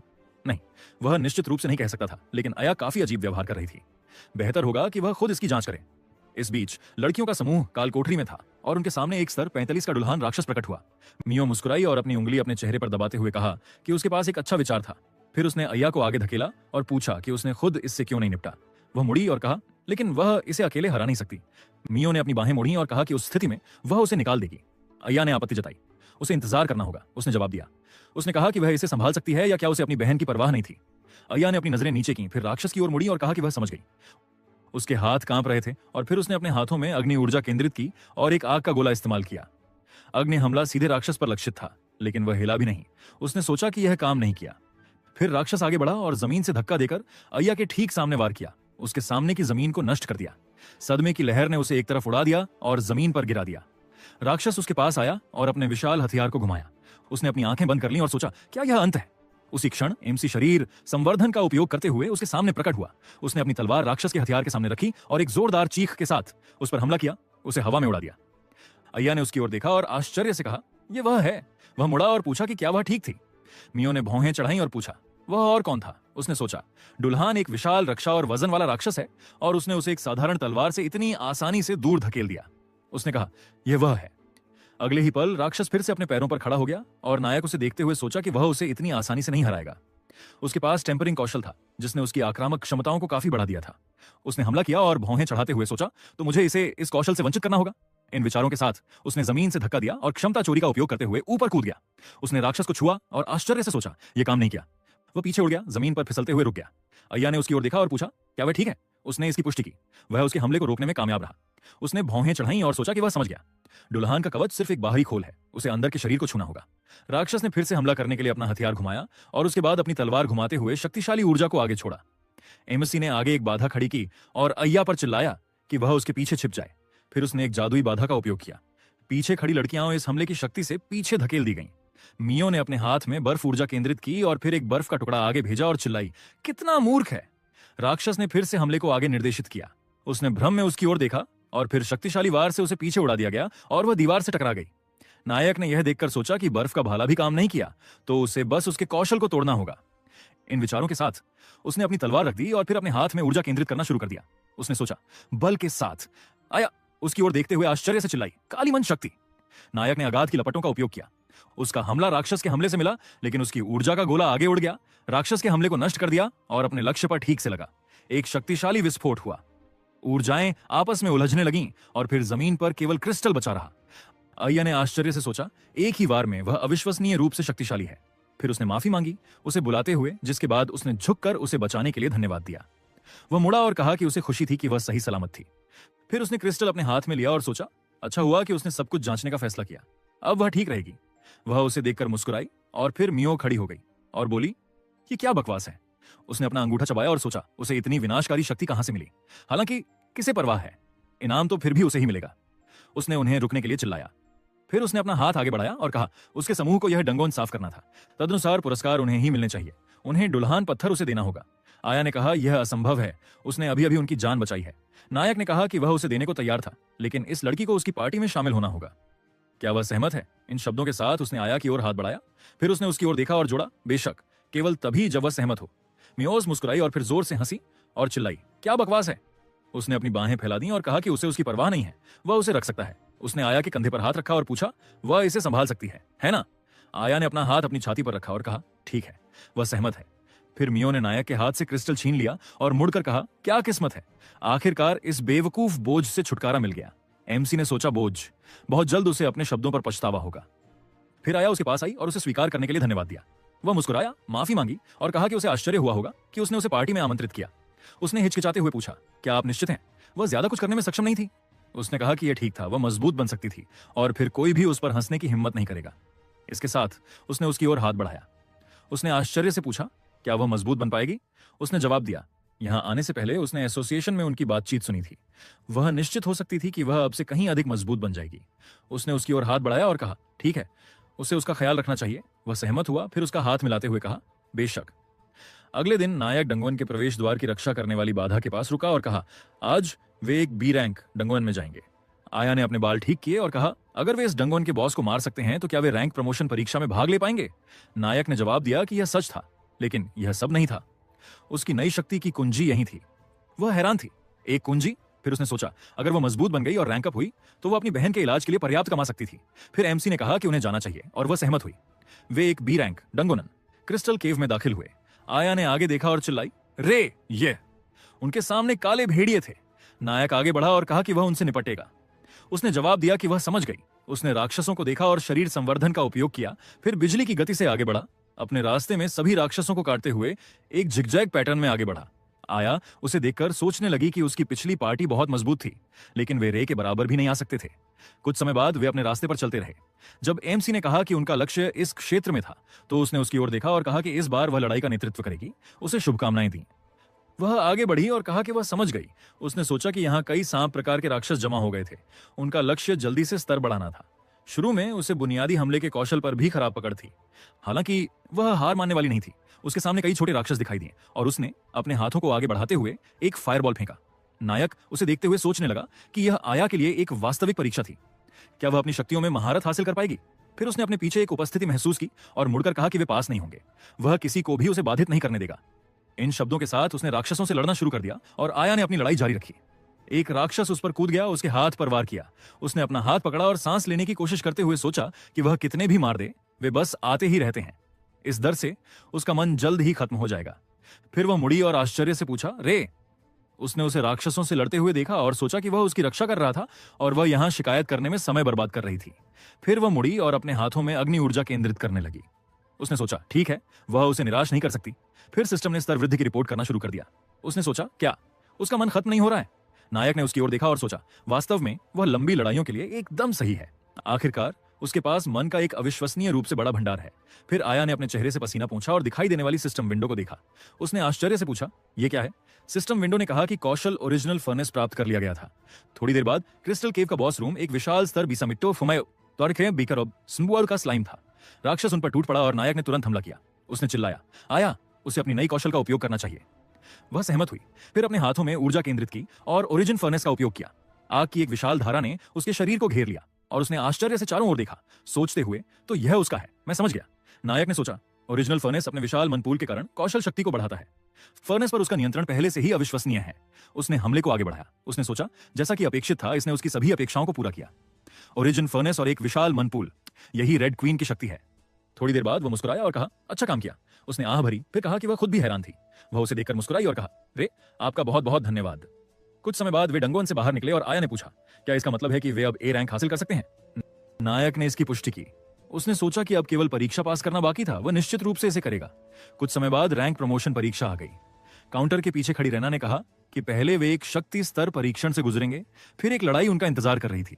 एमसी ने सोचा, आखिरकार यह दिन आ गया है, बस थोड़ा और वह ए रैंक हासिल कर लेगा। फिर वे गलियारे में चले और उसने आया की ओर देखते हुए पूछा कि क्या वह चिंतित थी। उसने थोड़ा जवाब दिया, लेकिन वह अपना सर्वश्रेष्ठ प्रदर्शन करेगी। उसने कहा कि पहले वे एक शक्ति परीक्षण से गुजरेंगे। उसी क्षण मियो उनके सामने गलियारे में दिखाई दी। उसने पूछा, हे भगवान, वह यहाँ क्या कर रही है? तुम बेकार चीज, आया ने कहा। मियो। नायक आगे बढ़ा और कहा कि उसे खेद है, लेकिन वह अपने साथी को धमकाने की अनुमति नहीं देगा। मियो मुस्कुराई। ऐसा लगा कि कुत्ते को एक रक्षक मिल गया था। वैसे उन्होंने पहले ही उसके लिए एक प्रतिस्थापन ढूंढ लिया था। वह मुड़ी और बोली, मैं यूरी को नहीं जानती, वे लड़के उसके मुकाबले कुछ भी नहीं है। नायक ने कहा, यूरी? क्या वह यूरी है? उसने सोचा कि उसने प्रतिगमन से पहले उसके बारे में सुना था। वह इतनी मजबूत थी कि वह किसी भी डंगोन को अकेले साफ कर सकती थी। वह सबकी जुबान पर थी। कोई भी जादूगर नहीं था जिसने उसके बारे में न सुना हो। अब तक वह एक उच्च रैंक वाली होनी चाहिए। वह करीब आई और उसकी ओर देखते हुए बोली, ओनी-चान, वह काफी दिलचस्प है। वह हैरान था। क्या? आया ने पूछा कि क्या उसका रे से कोई काम था? उसने पूछा, रे? तो वह रे है, बैंगनी राजा। उसने सुना था कि काई अपने भाई से लड़ाई में हार गया था। उसने उसकी ओर इशारा किया और पूछा, तो उसने उसे हराया? एमसी ने सोचा, उसे ये कैसे पता चला? आया ने आश्चर्य से पूछा, क्या यह सच है रे? फिर यूरी मुड़ी और कहा कि किसी भी मामले में वह उसके मुकाबले कुछ भी नहीं है। बैंगनी राजा जादूगरों के बीच अच्छी तरह से जाना जाता था और अत्यधिक सम्मानित था, लेकिन उसकी नजरों में वह कुछ भी नहीं था। उसने उसकी ओर देखा और सोचा, यूरी। कुछ समय बाद जादूगरों के एसोसिएशन के मुख्यालय में प्रशिक्षण क्षेत्र में एक कर्मचारी ने गोलेम की ओर इशारा किया और कहा कि वे अपने कौशल का परीक्षण करने के लिए एक गोलेम का उपयोग कर रहे थे। यह एक विशेष रूप से मजबूत सामग्री से बना था ताकि वे अपनी पूरी ताकत का उपयोग बिना किसी रोक टोक के कर सकें। उसके बाद उसने नायक को बुलाया। गोलेम सक्रिय हो गया और एक लड़ने की मुद्रा में आ गया। नायक ने अपने चारों ओर ऊर्जा केंद्रित की। एक पर्यवेक्षक ने पूछा, क्या एक नियमित अग्नि कौशल के साथ गोलेम के खिलाफ जा रहा है? उसके साथी ने कहा, क्या बेवकूफ है। फिर नायक आगे बढ़ा और सोचा कि वह जानता था कि नियमित लपटें उसकी रक्षा को भेद नहीं सकती थीं। फिर गोलेम ने अपना हथियार घुमाया। नायक आगे झुका और सोचा, इसीलिए एक अग्नि भाला। उसने अपने हमले को आगे बढ़ाया। गोलेम के सिर में केवल एक छेद छोड़ दिया। उसके बाद भारी लोहे का शरीर जमीन पर गिर गया और कर्मचारी चिल्लाया, गोलेम नष्ट हो गया है। वहां मौजूद लोग हैरान थे। उसने इसे कौशल से नष्ट कर दिया? क्या उसने अभी अभी 2 रंग का संलयन इस्तेमाल किया? और यूरी ने विचार पूर्वक पूछा, आग में नीला मन जोड़ना, क्या इससे क्षमता की शक्ति बढ़ी? मैं समझ गया। कुछ समय बाद मन की मात्रा मापी गई। आया एक विशेष उपकरण के सामने झुकी। क्रिस्टल को देखते हुए कर्मचारी ने कहा कि परीक्षण शुरू करने के लिए उसे अपना मन क्रिस्टल में निर्देशित करना होगा। मियो जो हो रहा था उसे देखकर मुस्कुराई। उसे दिखाना था कि वह कितनी कमजोर थी। फिर आया ने अपना हाथ क्रिस्टल पर रखा और शक्तिशाली लपटें सभी दिशाओं में बिखर गईं। मियो हैरान होकर चिल्लाई। दूसरों ने चिल्लाया, वाह, वह कौन है? मियो घबराहट में अपनी उंगली काटने लगी और कहा कि यह सच नहीं हो सकता। वह निश्चित रूप से किसी तरह की चाल का उपयोग कर रही थी। फिर द्वंद्व शुरू हुए। कर्मचारी ने दस्तावेज को देखा और कहा कि वे एक पर एक मुकाबला शुरू कर रहे थे। पहली लड़ाई आया और मियो, वे एक दूसरे के सामने खड़े थे और मियो ने सोचा कि अब वह उसे बेनकाब कर देगी। कर्मचारी ने चिल्लाया कि वे शुरू कर सकते हैं। मियो ने अपना हाथ आगे बढ़ाया और एक बर्फ का भाला इस्तेमाल किया। कई बर्फ के टुकड़े आया की ओर उड़े और उसने अपने हाथ में अग्नि ऊर्जा केंद्रित की और फिर उसे आगे बढ़ाया। उसकी ओर उड़ते हुए टुकड़ों को पिघला दिया। मियो ने खुद को अपनी ओर उड़ती आग से बचाया और सोचा कि उसे ऐसा शक्तिशाली कौशल कहां से मिला? आखिर यहां क्या हो रहा है? फिर आया ने एक फायरबॉल का इस्तेमाल किया। मियो इसे देखकर भयभीत हो गई और चिल्लाई, बेवकूफ। उसे कम नहीं आंकना चाहिए। उसने एक जादुई बाधा का इस्तेमाल किया जिससे उसकी ओर उड़ते हुए फायरबॉल रुक गए। उसने सोचा, बेवकूफ, ऐसी कमजोर आग उसकी बाधा को भेद नहीं पाएगी। एक बार जब उसके चार्ज खत्म हो जाएंगे तो वह खत्म हो जाएगी। आग आगे उड़ती रही और उसने कहा, अरे क्यों? उसने चिल्लाया, उसके पास कितने चार्ज बचे हैं? नायक जो हो रहा था उसे देखते हुए सोचने लगा कि उसके विशाल मन भंडार के कारण वह लगातार कौशल का उपयोग करने में सक्षम थी। जादुई बाधा इतना नुकसान सहन नहीं कर सकती थी। अगले ही पल आग बाधा को तोड़कर निकल गई। मियो ने उसे अपने हाथ से ढका और फिर मुड़ी और विपरीत दिशा में भाग गई। उसी क्षण एक उड़ता हुआ पत्थर उसके सिर पर लगा और वह नीचे गिरने लगी। उसने कहा, आया, उसे क्यों? उसी क्षण कर्मचारी ने अपना हाथ उठाया और कहा, बस, विजेता आया है। नायक ने उसे अंगूठा दिखाया और कहा कि उसने अच्छा किया। यह एक अच्छी लड़ाई थी। उसने कहा कि उसने बहुत कोशिश की। फिर उसने अपनी मुट्ठी बांधी और उसे शुभकामनाएं दी। वह सहमत हुआ और फिर एक तरफ देखा और कर्मचारी ने कहा, रे और यूरी, उन्हें अखाड़े में प्रवेश करना होगा। वे एक दूसरे के सामने खड़े थे और यूरी ने पूछा, तो क्या वह उसका प्रतिद्वंद्वी होगा? उसे उम्मीद थी कि वह उसे थोड़ा मनोरंजन कर सकता है। वैसे वह परीक्षा में क्यों आया? उसने पूछा। क्या? उसने कहा कि वह बस उत्सुक थी, कुछ गंभीर नहीं। तो क्यों? उसने अपनी मुट्ठी बांधी और कहा कि उसके ऐसा करने के अपने कारण थे और वह किसी को भी अपने रास्ते में नहीं आने देगा। वह मुस्कुराई और फिर कहा, लेकिन वह समझता है कि वह उससे कहीं अधिक मजबूत है। उसी क्षण उसने अपने चारों ओर ऊर्जा केंद्रित की और उसने अपनी तलवार अपने सामने पकड़ी और कहा, बेशक। हालांकि उसका हारने का इरादा नहीं है। उसने कहा, वह वास्तव में दिलचस्प है। कर्मचारी ने चिल्लाया, शुरू करो। उसने कहा कि वे देखेंगे कि वह इसे कैसे संभालता है। उसने कई जादुई खंजर बनाए और फिर उन्हें नायक पर फेंका। उसने अपनी तलवार घुमाई, उनमें से कई को परावर्तित किया और सोचा, मन रूपांतरण एक बहुत ही दुर्लभ मन हेरफेर कौशल है। फिर उसने देखा कि एक शक्तिशाली हमला ठीक उसके सामने जमीन पर गिरा। वह एक तरफ उड़ गया और उसने कहा, वाह, बुरा प्रतिक्रिया नहीं। नायक सीधे उसकी ओर भागा और कहा, अब उसकी बारी है। उसने पूछा, क्या उसे लगता है कि वह उसे आने देगी? उसने कुछ और जादुई हमले किए और एमसी ने अपने सामने एक जादुई बाधा डाली। फिर उसने अपना हथियार घुमाया और वह उससे बचते हुए कूद गई। उसने अपने हाथों में ऊर्जा केंद्रित की और कहा, वह बच नहीं पाएगी। उसने एक अग्नि भाला इस्तेमाल किया और जवाब में उसने मन रूपांतरण का उपयोग करके एक ढाल बनाई। उसने उसके हमले को विफल कर दिया। फिर फर्श पर वापस उतरी और कहा, वह करीब था। उसने सोचा, न केवल हमला बल्कि रक्षा भी अच्छी है। जीतना आसान नहीं होगा। उसी क्षण आया ने अपना हाथ अपनी छाती पर रखा और कहा, रे। यूरी ने पूछा, उसे यह कैसा लगा? उसने उस पर कई और जादुई खंजर दागे और नायक आगे भागा, उनसे बचते हुए। उसने पीछे देखा और पूछा, क्या वही उसका पीछा कर रहा है? शी मुस्कुराते हुए कहा कि वह बच नहीं सकता। यह अंत है, चेकमेट। उसी क्षण नायक ने शरीर संवर्धन का उपयोग किया और कुछ हमलों से उस पर लक्षित सभी जादुई हमलों को नष्ट कर दिया। यूरी ने कहा, शरीर संवर्धन। वह हंसी, फिर कहा कि यह पहली बार था जब वह 3 रंगों वाले जादूगर से मिली थी, लेकिन उसके पास भी वह कौशल था। वे देखेंगे कि वह कब तक टिक सकता है। इसके साथ उसने अपनी पीठ के पीछे से एक जादुई दरांती निकाली। उसने छलांग लगाई और नायक के पीछे उतरी, जो मुड़ने और अपनी तलवार घुमाने में कामयाब रहा। उसने सोचा वह तेज था। उन्होंने करीबी मुकाबला शुरू किया और किसी बिंदु पर वे अलग अलग दिशाओं में कूद गए और नायक ने सोचा उस मामले में कितनी अविश्वसनीय ताकत है। उसने उसका हाथ पकड़ा और उसने कहा कितना प्यारा, और आखिरी बार उसका हाथ पकड़ने का फैसला किया। अगले ही पल वह हैरान थी सिस्टम विंडो को देखते हुए जिसमें कहा गया था कि शरीर संवर्धन कौशल अंतिम चोरी हो गया था। उसने कहा उसकी ताकत। उसने एक वार के लिए घुमाया और फिर अपने हाथ से उसकी छाती पर हमला किया जिससे उसकी सांस रुक गई। पीछे हटते हुए उसने कहा तो इस तरह वह राजा को हराने में सक्षम था, और फिर वह जमीन पर गिर गई और कर्मचारी ने घोषणा की कि रे विजेता था। थोड़ी देर बाद यूरी ने बिस्तर पर लेटे हुए अपनी आंखें थोड़ी खोली। एमसी उसके बगल में खड़ा था। पूछा कि क्या वह जाग गई थी। वह उठ बैठी और कहा कि वह हार गई थी, जिससे उसे आश्चर्य हुआ। वैसे वह सिर्फ अपनी पदोन्नति के बारे में शेखी बघारने नहीं आया था, है ना? उसने अपना हाथ अपनी छाती पर रखा और कहा कि यह सच था। वह उसे अपने समूह में आमंत्रित करने आया था। वह हैरान थी। क्या? उसने कहा कि उनकी लड़ाई के बाद उन्होंने उसे भी ए रैंक में पदोन्नत करने का फैसला किया था। उसकी ताकत डंगोन को साफ करने के लिए बहुत उपयोगी होगी, और इसलिए अगले ही पल वह जोर से हंसने लगी और नायक ने उसे हैरानी से देखा। उसने अपनी आंख से एक आंसू पोंछा और टिप्पणी की कि वह वास्तव में बहुत दिलचस्प था। ठीक है, वह उनके साथ शामिल हो जाएगी। उसने उसका हाथ मिलाया और उसे उसका ख्याल रखने के लिए कहा। अगले ही पल उनके नीचे की मंजिल हिलने लगी। आया ने आश्चर्य से चिल्लाया, एक भूकंप! एमसी मुड़ा और सोचा क्या यह वही है?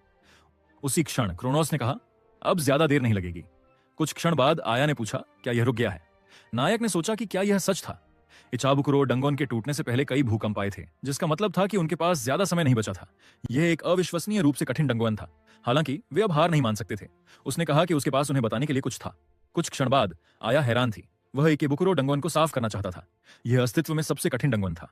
क्या वह निश्चित है कि वह इसे संभाल नहीं सकता? यूरी ने कहा कि उसने उन सभी को यह इसलिए बताया क्योंकि भूकंप आया था, है ना? उसने जवाब दिया यह सच था। उसे इसके बारे में बहुत बुरा लग रहा था। अचानक भूकंपों की रिपोर्ट हाल ही में बढ़ रही थी। उसे डर था कि यह एक संकेत हो सकता है, एक आपदा का अग्रदूत। यूरी ने अपने पैर क्रॉस किए और कहा कि उसे वास्तव में परवाह नहीं थी जब तक यह दिलचस्प था। आया ने कहा कि वह समझ गई और अपना सर्वश्रेष्ठ प्रदर्शन करेगी। फिर एमसी ने अपनी आंखें बंद की और उन्हें धन्यवाद दिया। उसने अपनी मुट्ठी बांधी और कहा ठीक है, वे इसे करेंगे। अगले दिन नायक ने रेना को बुलाया और उसके सामने मेज पर दस्तावेज रखते हुए कहा कि वे इकेबुकुरो डंगोन जाना चाहते थे। थोड़ी देर बाद वे डंगोन के प्रवेश द्वार पर पहुंचे। वे पास में रुके और यूरी ने अपनी उंगलियां अपनी ठोड़ी पर रखते हुए पूछा कि क्या यह सुपर हार्ड डंगोनन था? कुछ खास नहीं। आया ने कहा कि वह अन्य जादूगरों के साथ टीम बनाना चाहेगी। नायक ने जवाब दिया कि अभी आसपास ज्यादा ए रैंक जादूगर नहीं थे, इसलिए उन्हें मदद के लिए इंतजार नहीं करना पड़ेगा। नायक ने कहा कि अगर ओइकावा उनके साथ होता तो अच्छा होता। उसके साथी ने पूछा वह किसके बारे में बात कर रहा है? नायक ने सोचा कि प्रतिगमन से पहले वह जापान के सबसे शक्तिशाली जादूगरों में से एक था, जिसके पास महान शक्ति, समय, हेर फेर था। वह मुड़ा और सोचा अगर उन्होंने डंगोन को तोड़ने की अनुमति दी तो क्रोनोस फिर से दिखाई देगा। इसकी निश्चित रूप से अनुमति नहीं दी जा सकती थी। फिर उसने कहा आगे बढ़ो इचिनोस। ओह नहीं। यूरी ने अपना हाथ बढ़ाया और उसे रुकने के लिए कहा। उसने उसे पहले से उसके पहले नाम से क्यों नहीं बुलाया? उसे उसके अंतिम नाम से बुलाना अजीब लग रहा था। आया सहमत हुई। सच में? उसने पूछा। तो उसे भी उसे उसके पहले नाम से बुलाना चाहिए। आखिरकार वे साथी थे। वह मुस्कुराई और उसने सिर हिलाया और कहा ठीक है आया, यूरी, वे निश्चित रूप से इस डंगोन को साफ करेंगे। उसके बाद वे पोर्टल के अंदर गए और कोने से एक स्तर 71 का अस्थि दानव निकला। एमसी ने अपनी तलवार निकाली और सोचा आमतौर पर राक्षस अन्य डंगोन में बॉस स्तर का होता है। कोई आश्चर्य नहीं कि अनुशंसित स्तर इतना अधिक है। उसने चिल्लाया आया, यूरी, आगे बढ़ो। वे उससे सहमत हुए और अपनी ऊर्जा केंद्रित करने लगे। नायक आगे भागा, सोचते हुए कि यह उसकी रक्षा कौशल को भेद देगा। उसने एक ज्वलंत भाला आगे बढ़ाया, लेकिन राक्षस ने अपने सामने एक बाधा खड़ी कर दी और नायक ने सोचा कि क्या ज्वलंत भाले ने उसकी रक्षा को भेद दिया था। उसने अब कहा। यूरी ने जमीन से छलांग लगाई और अपनी जादुई दरांती घुमाते हुए एक हमला आगे बढ़ाया। आया ने भी एक फायरबॉल भेजा, लेकिन दानव अभी भी नहीं हिले। नायक आगे बढ़ा और अपनी तलवार के एक वार से दानव को हरा दिया। जमीन पर एक क्रिस्टल छोड़ दिया। आया पास आई और कहा कि उसने यह किया। रे, उसने कहा कि उनकी मदद के बिना वह यह नहीं कर सकता था। यूरी ने कहा उसने फिर से उस अजीब कौशल का इस्तेमाल किया। रे, उसके पास किस तरह की शक्ति है? उसने जवाब दिया। खैर, उसके कौशल को क्षमता चोरी कहा जाता है। उसने पूछा क्षमता चोरी? उसने इसकी पुष्टि की। वह किसी और के कौशल को छूकर चुरा सकता है। उसने विचारपूर्वक कहा ओह, तो यह बात है। आया ने सोचा अविश्वसनीय। यह विश्वास करना मुश्किल था कि ऐसा कौशल भी मौजूद था। उसे यह सुनकर आश्चर्य हुआ कि रे इस डंगोन को साफ करना चाहता था। उसके बाद नायक मुड़ा और कहा कि उन्हें जल्दी करनी चाहिए, और उसने सोचा कि अब उसे विश्वास था कि वे इसे कर सकते हैं। उसे उन पर बोझ न बनने की कोशिश करनी चाहिए। फिर उन्होंने डंगोन को साफ करना जारी रखा, अपने रास्ते में सभी राक्षसों को मारते हुए। थोड़ी देर बाद एमसी ने कहा बहुत अच्छा, ये बॉस रूम है। आया ने चारों ओर देखा और ध्यान दिया कि भूकंप और मजबूत हो गया था। ऐसा लगा कि बॉस अविश्वसनीय रूप से मजबूत था। रे ने अपनी मुट्ठी बांधी और कहा कि यहां आते समय उन्होंने बहुत सारे राक्षसों को मारा और काफी स्तर बढ़ाया। वह सहमत हुई और वास्तव में उसने किया। वे आगे बढ़े और उसने सोचा बेशक रे हर लड़ाई के साथ मजबूत होता जाता है। यूरी भी उसके साथ कदम से कदम मिला रही है और उसे भी पीछे नहीं रहना चाहिए। एक तेज आवाज ने उसे उसके विचारों से तोड़ दिया। उसके पीछे एक विशाल टेंटेकल दिखाई दिया, सीधे उसकी ओर बढ़ा और उसे पकड़ लिया, अपनी बाहों को उसके पूरे धड़ के चारों ओर लपेट लिया। उसने पूछा, क्या? फिर राक्षस ने अचानक उसे पीछे खींच लिया। नायक ने उसकी ओर अपना हाथ बढ़ाया और चिल्लाया, डंगोअन का बॉस! एक स्तर उनटानाइज का ग्रिम रीपर उनके सामने था। एमसी ने कहा, धिक्कार है। उसने सोचा, वे अभी तक बॉस रूम में दाखिल नहीं हुए हैं, तो क्यों? यूरी ने कहा, यह बुरा है। वह सहमत हुआ। इसे कहने का कोई तरीका नहीं, लेकिन उन्हें उसे बचाना था। उसी क्षण क्रोनोस हंसा और पूछा, क्या राक्षस वास्तव में मुक्त हो गया? अपनी मौजूदा शक्तियों से वह और कुछ नहीं कर सकता था। ओह, तो फिर वे युद्ध शुरू करेंगे। उसी पल नायक चिल्लाया, आया, क्या वह उसे सुन सकती है? वह राक्षस के जाल में बंधी एक गोले में थी और उसने अपने हाथ गोले पर रखे और कहा कि वह ठीक है। उसने सोचा कि उसने अपनी पूरी कोशिश की थी, लेकिन वह फिर से बोझ बन गई थी। नायक ने सोचा, क्या उसने पल भर में एक जादुई बाधा बनाई थी? भले ही अय्या के पास जादुई ऊर्जा का विशाल भंडार था, वह यहां से जल्दी नहीं निकल पाएगी। अगर वह अब भट्टी का इस्तेमाल करती तो उसे खुद चोट लग सकती थी। उसे बचाना होगा। फिर उसने कहा, यूरी, उसे राक्षस का ध्यान भटकाना चाहिए और वह अय्या को बाहर निकालेगा। उसने कहा कि वह उस पर भरोसा कर सकता है। वह हमला करने दौड़ा और चिल्लाया, आगे बढ़ो। वह उसके पीछे दौड़ी। अगले ही पल राक्षस ने उस पर एक टेंटिकल साधा और उसे जमीन पर पटक दिया। उसने अपने हाथ से खुद को ढका और सोचा, एक सामान्य हमले में कितनी अविश्वसनीय शक्ति है, वह निश्चित रूप से इसे कम नहीं आंक सकता। फिर वह पास में उतरा। जमीन से एक और टेंटिकल निकला। उसने सोचा, धिक्कार है। अय्या ने घबराकर चिल्लाया, रे! उसने अपना जादुई हाथ आगे बढ़ाया। उसने छत पकड़ ली। वह हवा में उठा और सोचा, बाल बाल बचा। अब उसकी बारी थी। यूरी ने पूछा, क्या उसने उसे अनदेखा करने की हिम्मत की? बड़ी गलती। उसने जमीन से छलांग लगाई और अपनी जादुई दरांती घुमाते हुए टेंटिकल पर हमला किया। उसने आश्चर्य से सोचा, क्या यह कठोरता है? टेंटिकल में एक बाधा थी और वह एक तरफ कूद गई। नायक उसकी ओर कूदते हुए पूछा कि क्या वह ठीक है? उसने जवाब दिया कि सब ठीक है। उसने कहा कि यह अजीब था और वह सहमत हो गई। उसने सोचा कि राक्षस के टेंटिकल्स में ऐसी रक्षा नहीं होनी चाहिए और उसने राक्षसों के पास ऐसे कौशल होने के बारे में नहीं सुना था। इसके अलावा वह बॉस के कमरे से भागने में कामयाब रहा था, जो सब बहुत अजीब था। अगले ही पल एक टेंटिकल उसकी ओर बढ़ रहा था और उसने कहा, धिक्कार है, यह मुझे सांस लेने की एक सेकंड भी नहीं देगा। वे लड़ते रहे और अय्या फंसी हुई ने सोचा कि यह उसकी गलती थी। वह हमेशा रे पर निर्भर रहती थी, जो पूरी तरह से बेकार था। उसे कुछ करना था, उसे भी योगदान देना था। अगले ही पल यूरी ने एक और हमला किया और हंसते हुए कहा, यह अब परेशान करने वाला होता जा रहा है। नायक ने अपने दांत पीसे और सोचा, हमने यहां आते समय कई राक्षसों को हराया था। उसकी जादुई ऊर्जा अभी तक पूरी तरह से ठीक नहीं हुई है ना? अगर अय्या उस कौशल का उपयोग करती है। फिर उसने चिल्लाया, अय्या, उसे अपनी भट्टी का उपयोग उस पर और यूरी पर करना चाहिए। वह हैरान थी। क्या? यूरी ने पूछा, वह किस बारे में बात कर रहा है? क्या उसका कौशल दूसरों को पोषण दे सकता है? नायक ने राक्षस को एक और झटका दिया और सोचा, प्रतिगमन से पहले भी मूल भट्टी को एक कमजोर कौशल माना जाता था। हालांकि एक जादूगर था जो सभी को गलत साबित करने में सक्षम था, और वह अय्या थी। यह वही थी जिसने इस कौशल की सच्ची शक्ति का प्रदर्शन किया था। उसी पल अय्या ने सोचा कि उसने हमेशा सोचा था कि भट्टी एक बहुत कमजोर कौशल है, लेकिन वह उसकी बातों पर विश्वास करेगी, और उसने अपना हाथ आगे बढ़ाया और मूल भट्टी का उपयोग किया। उसने सोचा कि वह और भी मजबूत बनना चाहती है। उसकी ऊर्जा उसके साथियों और यूरी की ओर प्रवाहित हुई। यूरी ने उसके हाथ को देखकर पूछा, क्या वह उन्हें जादुई ऊर्जा स्थानांतरित कर रही थी? नायक ने सोचा कि मूल भट्टी न केवल मालिक को पोषण देने में सक्षम है, बल्कि सहयोगियों की जादुई ऊर्जा को भी बहाल करती है, और केवल एक बड़े जादुई ऊर्जा भंडार वाला जादूगर ही इसकी पूरी क्षमता को उजागर कर सकता है। लेकिन यह अद्भुत था। उसी पल अय्या ने खुशी से सोचा कि वह उनकी जादुई ऊर्जा को बहाल करने में सक्षम थी। हालांकि यह पर्याप्त नहीं है। ठीक है, अगर वह इसे एक जादुई बाधा पर उपयोग करती है तो उसने कहा। अगले ही पल बाधा ढह गई। उसने उसे देखा और हैरान थी। क्या? नायक ने सोचा कि वह बाधा को तोड़ने में सक्षम थी। अगले ही पल टेंटिकल्स ने उसके शरीर को फिर से पकड़ लिया। उसने अपना हाथ आगे बढ़ाया और अपने साथियों पर फिर से मूल भट्टी का उपयोग किया। नायक हैरान था, सोच रहा था, क्या वह उन्हें फिर से जादुई ऊर्जा स्थानांतरित कर रही है? उसने चिल्लाया, आया। उसने कहा, रे यूरी, वह बाकी सब उन पर छोड़ रही है। नायक यूरी के पास गया और उसने कहा, हाँ। उन्होंने हमला किया और कहा कि ऐसी दृढ़ता देखकर उन्हें बस जीतना ही था। नायक ने कहा, वह आभारी है अय्या, उसकी वजह से जीत उनकी होगी।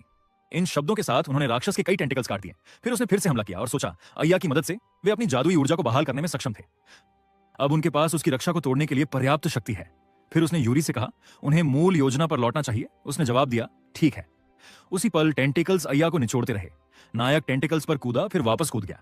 उसने सोचा वह किसी को भी उस तक पहुंचने नहीं देगा। उसने उससे कहा कि यह उस पर छोड़ दे, वह उसके लिए एक रास्ता बनाएगी। फिर उसने शक्तिशाली ऊर्जा आगे बढ़ाई, जिसने एक जादुई सीढ़ी बनाई। नायक ने सोचा, ठीक है, अपनी जादुई ऊर्जा हेर फेर कौशल से वह कुछ भी बना सकती है। वह सीढ़ियों पर दौड़ा और चिल्लाया, वह आभारी है यूरी।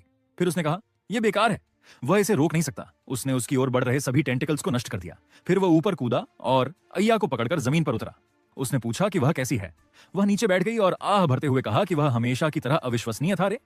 यूरी उनके पास दौड़ी और कहा कि उसकी मदद का बहुत स्वागत है। उसने जवाब दिया कि ऐसा नहीं था, उसने मुश्किल से कुछ किया। उसने कहा कि उसका साहस सराहनीय है अय्या। जवाब में वह मुस्कुराई और उसे धन्यवाद दिया। फिर यूरी ने कहा, उन्होंने एक चीज से निपटा और अब उन्हें बॉस से निपटना होगा। नायक सहमत हो गया। उसे खत्म करने का समय आ गया है। फिर घायल टेंटिकल्स फड़कने लगे। अगले ही पल टेंटिकल्स के नए सिरे उगाए और राक्षस ने उसे ठीक उनके बगल में जमीन पर पटक दिया। नायक ने पूछा, क्या वह फिर से उत्पन्न हो गया है? उसने कहा, यह गुस्सा दिला रहा है। फिर उसने जमीन से निकले एक टेंटिकल को तेजी से चकमा दिया। उसने पूछा, वे क्या करेंगे रे? अगर ऐसा चलता रहा तो वे उसे कभी नहीं मार पाएंगे।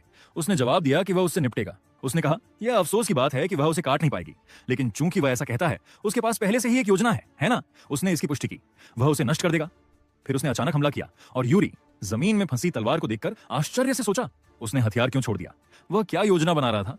नायक वह एक तरफ कूदा और सोचा कि एक अगाध लौ का हमला शायद तब पर्याप्त नहीं होगा।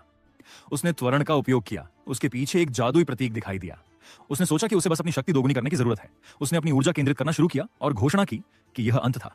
उसने अगाध लौ का उपयोग किया। जादुई हमला आगे बढ़ा, राक्षस के मुंह पर लगा, जिससे एक बड़ा छेद हो गया, जिसके बाद राक्षस का शरीर जमीन पर गिर गया। उसी पल क्रोनोस ने पूछा, क्या हमने ग्रिम रीपर को हरा दिया? मूर्ख, हालांकि वे जिंदा नहीं निकल पाएंगे। उसी पल अय्या नायक के पास दौड़ी और खुशी से घोषणा की कि उसने यह कर दिखाया है। उसने जवाब दिया, निश्चित रूप से उनकी मदद के बिना नहीं।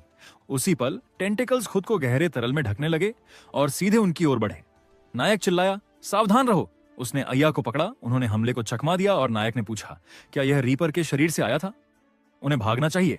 वे विपरीत दिशा में दौड़े और यूरी ने पूछा, रे वह क्या है? उसने जवाब दिया कि वह नहीं जानता।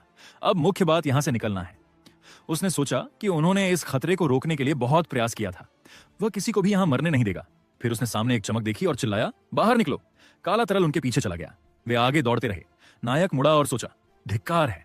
उसी पल उनके पीछे एक तेज रोशनी दिखाई दी, जिसने गहरे तरल को रोक दिया। अय्या ने आश्चर्य से कहा, यह है। ओइकावा पास में खड़ा था और उसने देखा कि वे यहां खतरनाक खेल खेल रहे थे। नायक ने उसे आश्चर्य से देखा और कहा, ओह, ये वह है। ओइकावा हिकारू ने अपने हाथ अपनी पीठ के पीछे रखे और कहा, हे भगवान, वह बहुत खतरनाक था।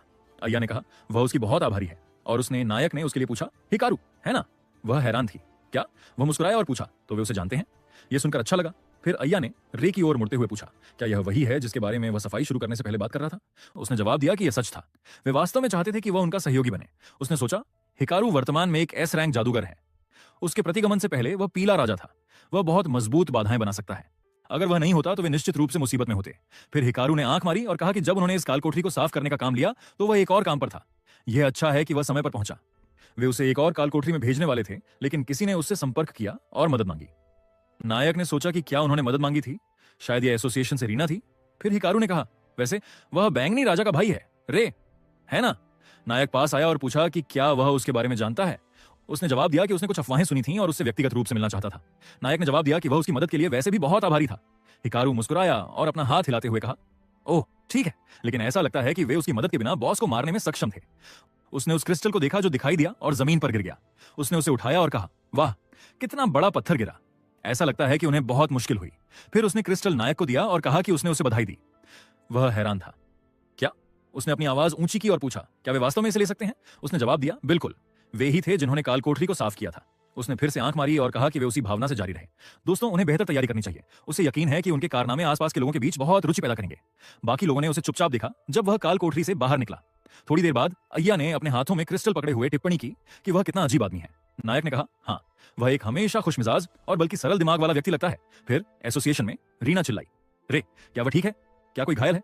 हे भगवान, क्या वे जानते भी हैं कि वह कितनी चिंतित थी? उन्होंने बस काम लिया और तुरंत कालकोठरी में घुस गए। इसके लिए अनुशंसित स्तर 70 है। वे क्या सोच रहे थे? उन्हें ऐसा जोखिम क्यों उठाना पड़ा? वैसे सफाई कैसी चल रही है? क्या वे अभी तक प्रवेश द्वार से आगे निकल पाए हैं? नायक ने जवाब दिया कि ऐसा नहीं था। उसने क्रिस्टल उसके सामने काउंटर पर रखा और कहा कि उन्होंने इसे पूरी तरह से साफ कर दिया है। उसने हैरान होकर पूछा, क्या? थोड़ी देर बाद एसोसिएशन के लोग आपस में बातें करने लगे। उसे एक नजर डालनी चाहिए। किसी ने इकाबुकुरो कालकोठरी को जीतने में कामयाबी हासिल की। उसका साथी हैरान था। गंभीरता से, इसके लिए बहुत उच्च स्तर की आवश्यकता होती है। एक आदमी चिल्लाया कि सफाई दल के साथ तुरंत एक साक्षात्कार निर्धारित करने की आवश्यकता है। उसके कर्मचारी ने कहा कि वह समझ गया। थोड़ी देर बाद अय्या ने पत्रकारों के सवालों का जवाब दिया। हाँ, उसने अपनी बहन के चिकित्सा खर्चों को पूरा करने के लिए इस विजय में भाग लिया था। वह रे की बहुत आभारी थी कि उसने उसे अपने समूह में आमंत्रित किया। उसी पल मियो की कंपनी टीवी पर खबर देख रही थी। उसकी दोस्त ने कहा, मियो बस यही है। वह हंसी और कहा कि यह झूठ था, ऐसा हो ही नहीं सकता था। उसी पल काई ने अपने दांत पीसे और भौहें चढ़ाई इमारत पर अपने भाई के प्रदर्शित बिलबोर्ड को देखते हुए। उसने कहा, वह बेवकूफ, टिप्पणियों में हर कोई लिख रहा था। क्या रंगहीन वाले ने वास्तव में इकाबुकुरो कालकोठरी को जीता? हाँ, वे सब खाली अफवाहें हैं, लेकिन ऐसा नहीं लगता। वे कहते हैं कि उसने शक्तिशाली कौशल जगाए हैं। चलो भी, हाँ, अब कोई उस पर हंसना नहीं चाहेगा। चमत्कार होते हैं। कितना रोमांचक। कमजोर व्यक्ति सिर्फ एक कमजोर व्यक्ति से कहीं अधिक निकला और उसने सबसे कठिन कालकोठरी को जीता। वह बिल्कुल रोमांचित है। उसी पल हिकारू ने अपना फोन पकड़े हुए पूछा, क्या वे देख सकते हैं? उसने उसे ऐसा बताया। थोड़ी देर बाद नायक ने सोचा कि कालकोठरी का उल्लंघन रोका गया था। हालांकि हर कोई उसकी वजह से जानलेवा खतरे में था। उसे और भी मजबूत बनना होगा। 3 दिन बाद रीना कागजी कार्रवाई भरते हुए नायक को देखा और कहा, रे। वे एसोसिएशन में काफी लोकप्रिय हो गए हैं। उसने अजीब तरह से अपने सिर के पीछे खुजली की और कहा कि यह उसे थोड़ा शर्मिंदा करता है। वैसे वह किस बारे में बात करना चाहती थी? उसने जवाब दिया, खैर, उन्हें अपने समूह के लिए एक काल कोठरी साफ करने का अनुरोध मिला। वह हैरान था। एक अनुरोध? उन्होंने अभी हाल ही में एक रैंक हासिल की और पहले ही व्यक्तिगत कार्य प्राप्त कर लिए। उसने दस्तावेज उसकी ओर धकेला और कहा कि यह सही था। सबसे अधिक संभावना है ये इकेबुकुरो काल कोठरी की उनकी सफल सफाई के कारण था। नायक ने सोचा कि केवल प्रसिद्ध जादूगरों को ही काल कोठरी साफ करने के लिए व्यक्तिगत अनुरोध प्राप्त होते हैं। पूरे एसोसिएशन में ऐसे कुछ ही लोग हैं। अय्या ने उसे देखते हुए अपने हाथों को अपने सामने जोड़ा और कहा, ऐसा लगता है कि सबने उसकी शक्तियों को पहचान लिया है रे। उसने जवाब दिया कि यह सच नहीं है। वे उनके पूरे समूह को किराए पर लेना चाहते हैं। फिर उसने रीना को देखा और पूछा, वैसे ग्राहक कौन है? उसने माफी मांगी और कहा कि प्रबंधन के आदेशों से वह यह जानकारी प्रकट नहीं कर सकती। यूरी ने अपनी बाहें मोड़ी और कहा, लेकिन क्यों सहमत न हो? यह काफी दिलचस्प लगता है। नायक ने विचारपूर्वक कहा कि उसे चिंता थी कि एसोसिएशन कार्य के बारे में पूरी जानकारी प्रदान नहीं कर सकता। रीना ने जोड़ा, इसके अलावा ऐसा लगता है कि एक एस रैंक जादूगर उनके साथ होगा। अगले दिन नायक और उसकी टीम कालकोठरी के प्रवेश द्वार के पास पहुंची। उसने कहा कि वे बैठक बिंदु पर थे। अय्या ने कहा, मुझे आश्चर्य है कि वे किसे भेजेंगे। उसी पल हिकारू उनके पास आया और कहा, काफी समय हो गया दोस्तों। वे हैरान थे और वह भी। उसने उनकी ओर इशारा किया, मुस्कुराया और कहा, यह सही है, वह आज की सफाई के लिए उनका सहायक होगा। बाकी लोगों ने उसे भ्रम में देखा और चिल्लाया, हिकारू। थोड़ी देर बाद वे काल कोठरी में घुस गए और नायक ने कहा कि उसने कभी कल्पना नहीं की थी कि वह हिकारू उनका एस्कॉर्ट होगा। वह हंसा और कहा कि उसने उन्हें बताने के बारे में सोचा था, लेकिन उन्हें आश्चर्यचकित करने का फैसला किया। किसी भी मामले में वह ऐसी हस्तियों के साथ काम करके वास्तव में खुश था। नायक अजीब तरह से सहमत हो गया और अय्या ने कहा, जैसा उसने कहा था, एक हमेशा सकारात्मक रवैया। नायक ने जवाब दिया, ये मत भूलो कि वह एक एस रैंक जादूगर भी है। वैसे उसने सुना था कि इस कालकोठरी में बहुत सारे जाल थे। हिकारू आगे चलते हुए कहा कि यह सच था। वह मुड़ा और जोड़ा कि स्काउट्स से मिली जानकारी के अनुसार कई मार्ग आग की दीवारों से अवरुद्ध थे। अय्या ने पूछा, आग की दीवारें? नायक ने पूछा, क्या वे निश्चित हैं कि वे ऐसा कुछ संभाल सकते हैं? उसने अपनी ओर इशारा किया और जवाब दिया, बिल्कुल। आखिरकार वह एक बेजोड़ बाधा मास्टर है और वह आसानी से कुछ कमजोर आग से निपट सकता है। हाल ही में एक काल कोठरी में ऐसी ही स्थिति थी जिसे उसने जीता था। नायक ने उसे देखा और सोचा, वह एक बहुत ही मिलनसार व्यक्ति लगता है। हालांकि वह एक अजीब भावना को दूर नहीं कर सका। फिर हिकारू मुड़ा और कहा, खैर, वे उस पर विश्वास करेंगे अगर वे इसे व्यक्तिगत रूप से देखेंगे। नायक ने आगे देखा और कीट राक्षस दिखाई दिए। उसने चिल्लाया, यह राक्षसों का एक झुंड है। अय्या ने कहा, सब युद्ध के लिए तैयार हो जाओ। नायक ने आगे देखा और सोचा, मुझे आश्चर्य है कि एक एस रैंक कितना शक्तिशाली है। फिर वह भ्रम में मुड़ा, हिकारू को एक चट्टान के पीछे छिपा हुआ देखकर और उनसे और अधिक प्रयास करने के लिए कहा। उसने आश्चर्य से चिल्लाया, हिकारू। उसने जवाब दिया कि सच कहूं तो वह कीट राक्षसों से बहुत डरता है। नायक चिल्लाया, वह अभी 1 सेकंड पहले अपनी ताकत के बारे में डींग मार रहा था। अय्या ने कहा, खैर, बहुत से लोग कीड़ों से डरते हैं, इसमें शर्मिंदा होने की कोई बात नहीं है। नायक ने जोड़ा, कुछ नहीं किया जा सकता, उन्हें खुद ही उन्हें हराना होगा। फिर उसने राक्षसों को देखा और चिल्लाया कि वे आगे बढ़ रहे थे। अय्या ने कहा, लड़ो। उसने एक आग का गोला आगे भेजा जो सीधे एक राक्षस पर लगा। यूरी भी युद्ध में दौड़ी और कहा कि वे इकाबुकुरो कालकोठरी के राक्षसों से बहुत कमजोर थे। एक निराशा। उसने जादुई ऊर्जा रूपांतरण का उपयोग किया और अपने सामने के राक्षसों को काट दिया। नायक ने अपने हाथ में ऊर्जा केंद्रित की और कहा कि वह इनसे निपटेगा। उसने आग के भाले आगे भेजे, एक साथ कई लक्ष्यों को मारा। हिकारू ने आश्चर्य से कोने से झांका और कहा, बढ़िया। अय्या खुशी से नायक की ओर मुड़ी और कहा, अच्छा काम। उसने जवाब दिया कि उसने भी अच्छा किया। फिर हिकारू अजीब तरह से मुस्कुराते हुए कोने से बाहर आया और उन्हें धन्यवाद दिया।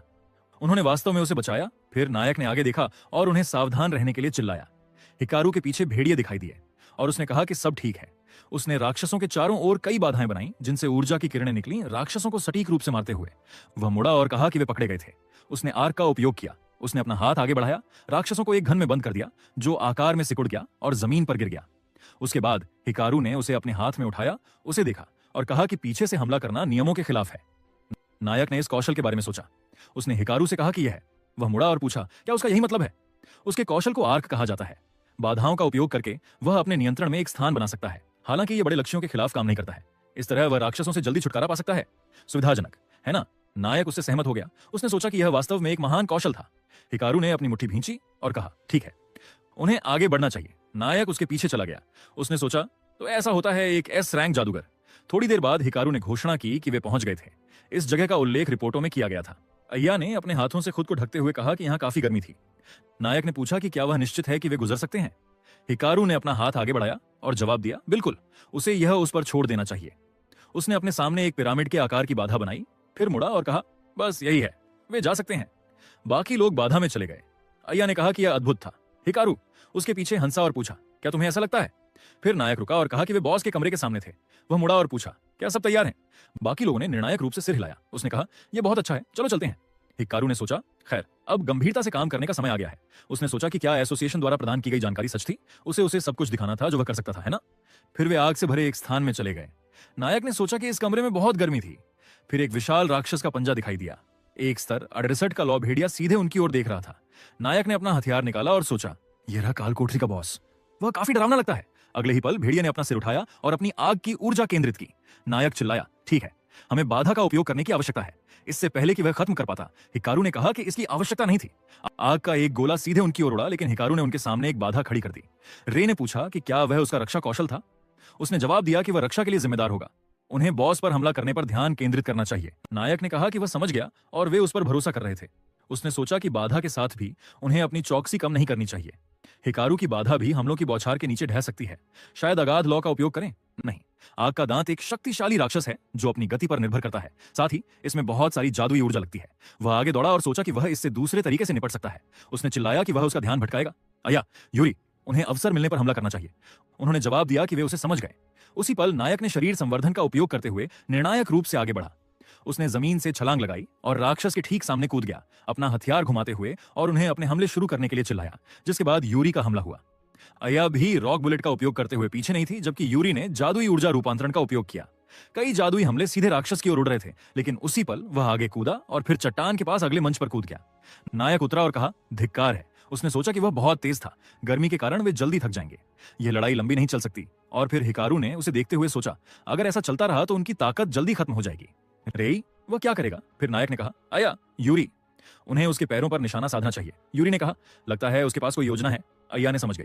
यूरी ने कहा, अय्या, उन्हें अपना पूरा जोर लगाना चाहिए। वह उससे सहमत हो गई। फिर उसने एक जादुई हमला आगे भेजा, राक्षस को मारने की कोशिश की। वह आगे बढ़ा और अय्या ऊर्जा केंद्रित करने लगी। उसने सोचा, ओरिजिन फर्नेस के साथ यह मन की खपत को कम करने के बजाय युद्ध शक्ति को बढ़ाता है। फिर उसने एक विशाल पत्थर की गोली बनाई और उसे सीधे राक्षस पर फेंक दिया, लेकिन भेड़िए ने अपने पंजे हिलाए। एमसी ने सोचा, अब जब तक वह हवा में है वह चकमा नहीं दे सकता। उसने जमीन से जोर लगाया और अपना हथियार घुमाया। हिकारू ने उसे आश्चर्य से देखा और सोचा, क्या उसने ब्लेड को बर्फ से ढक दिया था? फिर नायक ने तलवार आगे की ओर की और चिल्लाया कि उसे काटना होगा। अगले ही पल हथियार शरीर में घुस गया और वह जमीन पर गिर गया। अय्या नायक के पास आई और बोली, यह बहुत अच्छा काम है रे। उसने जवाब दिया कि उन्होंने भी अच्छा किया था। हिकारू मुस्कुराया और सोचा कि उनकी टीम वर्क शानदार थी। जैसा कि उन्होंने कहा था, वह एक बहुत ही प्रतिभाशाली जादूगर था। हालांकि उसे अपने अंदर एक अजीब शक्ति महसूस हुई। एमसी ने एसोसिएशन को रिपोर्ट करने का सुझाव दिया। फिर हिकारू ने उसे इंतजार करने को कहा। उसने एक क्यूब निकाला और नायक ने उसे देखते हुए कहा, हिकारू, यह डिब्बा। उसने कहा कि वह कुछ परीक्षण करना चाहता था। एमसी हैरान था। परीक्षण?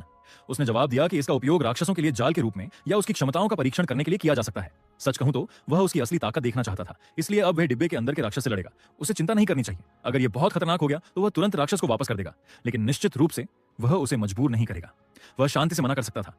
नायक ने कहा, ऐसा ही था। उसने मुट्ठी भींची और सोचा कि वह पूरी तरह से नहीं समझ पा रहा था कि हिकारू क्या हासिल करना चाहता था, लेकिन शायद यह केवल उसे ही लाभ पहुंचाएगा। उसने कहा, ठीक है। वह सहमत हो गया। थोड़ी देर बाद वह हवा में लटके क्लब के पास गया और हिकारू ने अपना हाथ आगे बढ़ाते हुए कहा कि वह शुरू कर सकता है। नायक सहमत हो गया और फिर क्यूब खुला, जिससे एक काली ऊर्जा निकली, जिसने एक छाया बनाई। नायक ने सोचा, क्या यह एक छाया है? हिकारू ने सोचा कि छाया प्रतिद्वंद्वी की यादें पड़ रही थीं और उस राक्षस का रूप ले रही थीं जिसने उसे सबसे बड़ा डर दिया था। मुझे आश्चर्य है कि अब यह क्या बन जाएगा।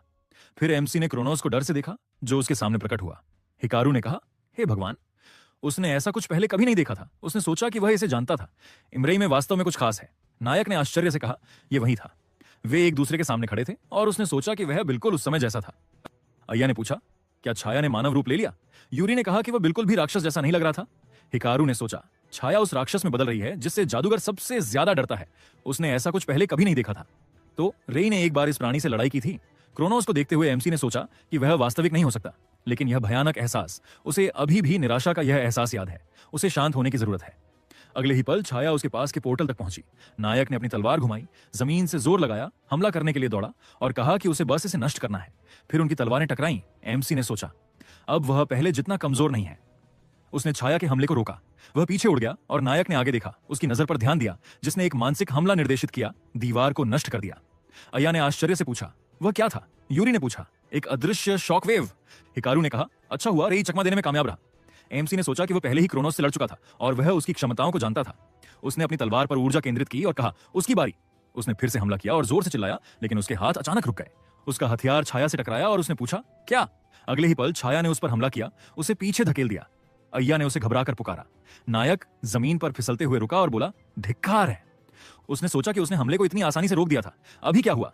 फिर अय्या ने कहा, हिकारू, यह राक्षस बहुत खतरनाक है। वह सहमत हो गया और अगर वे जारी रखते तो रेई को चोट लग सकती थी। उसने अपना हाथ आगे बढ़ाया और कहा कि उन्हें इसे वापस डिब्बे में डालना होगा। फिर वह रुक गया और यूरी ने पूछा, क्या हुआ? उसे इसे सील करना था। उसने जवाब दिया कि वह कोशिश कर रहा था, लेकिन छाया विरोध कर रही थी। दूसरों ने इसे डर से देखा और हिकारू ने भौहें चढ़ाई और कहा, धिक्कार है। उसने सोचा, यह अजीब है, ऐसा पहले कभी नहीं हुआ। क्रोनोस ने सोचा, रेई, उसने ऐसा दिलचस्प शरीर प्राप्त कर लिया है। अय्या आगे दौड़ी और बोली, यह पहले से ही सामान्य परीक्षण से परे है, उन्हें उसकी मदद करनी होगी। यूरी भी आगे दौड़ी और उससे सहमत हो गई। वह और आगे कूदी और अय्या ने कहा, रेई, वे भी लड़ेंगे। नायक चिल्लाया, नहीं। अय्या ने उसकी बात न मानते हुए ओरिजिन फर्नेस का इस्तेमाल किया और यूरी ने मन कन्वर्जन का। एक जादुई हमला आगे निर्देशित किया गया। अगले ही पल यूरी डर से रुक गई क्योंकि एक छाया हमला सीधे उसकी ओर उड़ा। वह अय्या की ओर पीछे उड़ी और वे एक साथ दीवार से टकराए। नायक ने उन्हें चिंतित होकर पुकारा और हिकारू ने कहा, वह रेई से माफी मांगता है। यह उसकी वजह से हुआ, इसलिए वह उससे व्यक्तिगत रूप से निपटेगा। उसने अपने हाथ में ऊर्जा केंद्रित की और कहा, कौशल, प्रतिबंध बेड़ियां सक्रिय करो। अगले ही पल उस पर जादुई बेड़ियां दिखाई दी और उसने कहा, सील, उत्कृष्ट। अगले ही पल क्रोनोस मुस्कुराया और उसके शरीर पर लगी बेड़ियां टुकड़ों में बिखर गईं। एमसी ने आश्चर्य से कहा, यहां तक कि उसका कौशल भी। हिकारू ने कहा, यह नहीं हो सकता, यह बुरा है, इस डर से वे सब यहीं मर जाएंगे। नायक ने भौहें चढ़ाई और सोचा, छाया ने उसकी यादों से क्रोनोस को फिर से बनाया, इसीलिए यह इतनी अविश्वसनीय शक्ति का उपयोग करता है। रुको, अगर यह सच है तो उसने हिकारू को देखा और कहा, उसे दे देना चाहिए। वह मुड़ा और आश्चर्य से पूछा। उसने जवाब दिया कि उसके पास एक विचार था। उसने सोचा कि पहले वह केवल क्रोनोस से भाग सकता था, लेकिन अगर वह अब भाग गया तो वह कभी बदल नहीं पाएगा। उसने जमीन से जोर लगाया और सोचा कि छाया कौशल वाले राक्षसों का रूप ले रही होगी। इसका मतलब था, उसने अपना हाथ आगे बढ़ाया और कहा, मैं इसे चुरा सकता हूं। उसने छाया को छुआ और क्षमता चोरी का इस्तेमाल किया। अगले ही पल छाया वाष्पित होती हुई प्रतीत हुई, छोटे छोटे कणों में बिखर गई। दूसरों ने आश्चर्य से देखा। हिकारू ने पूछा, वह कौन सा कौशल है? उसने नायक को देखा और सोचा, यह आखिर कौन है? 3 दिन बाद यूरी और हिकारू ने सिर झुकाए।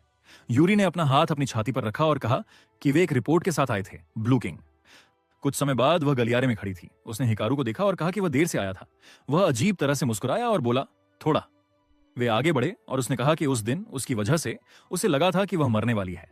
उसने माफी मांगी और कहा कि उसे उम्मीद नहीं थी कि चीजें ऐसी होंगी। उसने कहा, बहाने बनाना बंद करो। उसे शुक्रगुजार होना चाहिए कि रेई ने उसे माफ कर दिया। उसने जवाब दिया, यह सच है। रेई ने उसे बहुत हैरान किया। वह उसकी उम्मीद से कहीं बेहतर निकला। उसने फिर जोड़ा कि उसे उम्मीद थी कि वह उसमें बहुत ज्यादा दिलचस्पी नहीं लेगा। उसके बाद वे अंदर गए और सिर झुकाते हुए यूरी ने कहा कि उसने उन्हें इंतजार कराने के लिए माफी मांगी। ब्लू किंग ने कहा, वे यहां हैं, उन्होंने अच्छा काम किया है, उन्हें आराम करना चाहिए। यूरी खड़ी हुई और कहा कि वे अभी अभी काल कोठरी से लौटे हैं और उसने माफी मांगी। उसने कहा कि ठीक है। उसे खुद 10 अलग अलग देशों में भेजा गया था। हिकारू ने पूछा कि क्या यह बहुत ज्यादा था? उसने अपने सामने हाथ जोड़े और कहा, खैर, कुछ नहीं किया जा सकता। एसोसिएशन के पास उनके जैसे पर्याप्त प्रतिभाशाली जादूगर नहीं है। यूरी ने पूछा, क्या उसे भी काल कोठरी में भेजा गया था? हिकारू ने कहा, है ना? फिर होजो इत्सुकी ने कहा, वैसे उसने सुना कि रेई इकिबुकुरो काल कोठरी को साफ करने में सक्षम था। यह काफी मुश्किल काल कोठरी है। अद्भुत। उसने आगे देखा और सोचा कि उसने अकेले ही 10 ऐसी काल कोठरियों को साफ किया था। ऐसा लगा जैसे वह इंसान नहीं था। फिर इत्सुकी अपने सिंहासन से उठा और बोला, ठीक है, वे काम पर लगेंगे, उन्हें रेई के बारे में बताना चाहिए। वे उससे सहमत हो गए। थोड़ी देर बाद इत्सुकी ने कहा, मैं समझ गया, यह बस अद्भुत है। हिकारू ने कहा कि वह भी काफी हैरान था। वह एस रैंक के जादूगरों के बराबर है। नहीं, शायद वह और भी मजबूत है। इत्सुकी ने कहा कि वह युद्ध में काफी जानकार है और उसके पास दूसरों के कौशल चुराने की क्षमता भी है। यूरी ने सोचा, बेशक यह सब नहीं है, लेकिन उसे नहीं लगता कि उन्हें इसके बारे में बात करने का अधिकार है। और फिर इत्सुकी ने छत की ओर देखा और जोड़ा, अगर वह इतना अद्भुत जादूगर है तो उसे लगता है कि उससे मिलना लायक है। फिर उसने अपनी बाहें मोड़ी और कहा, ठीक है, उसकी एक और विनती होगी। थोड़ी देर बाद अय्या ने खुशी से कहा, वह आज फिर अपने सर्वश्रेष्ठ पर था। रेई। उसने उसे देखा और मुस्कुराते हुए कहा कि उसके समर्थन के बिना यह आसान नहीं होता। उसने पूछा, मुझे आश्चर्य है कि यूरी आज क्यों नहीं आई? उसने जवाब दिया कि उसे जरूरी काम था, इसलिए वह नहीं आ सकी। उसी क्षण रीना चिल्लाई, रेई। वह उसके पास गया और पूछा, क्या हुआ रीना? उसने जवाब दिया, रेई, उसने क्या किया? वह अजीब तरह से मुस्कुराया और पूछा, तुम्हारा क्या मतलब है? उसने जवाब दिया, ब्लू किंग उसे बुला रहा है, वह बात करना चाहता है। कुछ समय बाद एमसी ब्लू किंग के पास गया। इत्सुकी सिंहासन पर बैठा अपने पैर क्रॉस किए और कहा कि वह खुश था कि वह आया। नायक ने सोचा कि यह ब्लू किंग इत्सुकी था। इत्सुकी ने अपनी बाहें मोड़ी और पूछा, तो यह हिमरई था? प्रतिगमन से पहले वह राजाओं के राजा के रूप में जाना जाता था। वह राजा का एक उत्साही प्रशंसक भी था। वह एक सच्चा नेता था, लोगों का नेतृत्व करने के लिए तैयार। उसके हर शब्द ने सभी के साथ प्रतिध्वनित किया। हर कोई उसके जैसा बनना चाहता था। उसने भी ऐसा ही सोचा। हालांकि जब काल कोठरी में एक और सफलता मिली तो ब्लू किंग मर गया। राक्षसों से लड़ते हुए और निकासी की कमान संभालते हुए वह एक नायक बन गया। लाखों लोगों की जान बचाई। लेकिन उसने उसे क्यों बुलाया? फिर यूरी आगे बढ़ी और उनसे सब कुछ समझाने के लिए कहा। नायक ने उसे आश्चर्य से देखा और पूछा, यूरी? या करीब आई और बोली कि वह हिकारू की उपस्थिति समझ गई, लेकिन वह यहां क्यों थी? इत्सुकी ने कहा कि वह समझाएगा।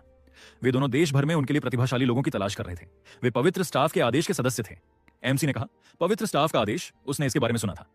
अया ने पूछा, तो यह ब्लू किंग के नेतृत्व में एक कुलीन संगठन है? इत्सुकी ने कहा, वास्तव में उसने काल कोठरी को साफ करने के लिए हाल ही में अनुरोध प्रस्तुत किया था।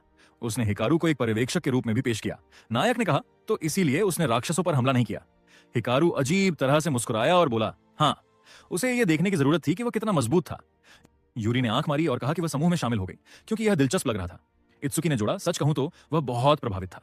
उसने नायक की ओर हाथ बढ़ाया और जोड़ा कि यदि संभव हो तो वह उसे उनके साथ जुड़ने के लिए कहेगा। हालांकि उसे यह समझना चाहिए कि संगठन में शामिल होकर उसे इसके अस्तित्व को एक गुप्त रहस्य रखना होगा। रेई, उसे ब्लू किंग के रूप में खुद से पूछने की अनुमति देनी होगी।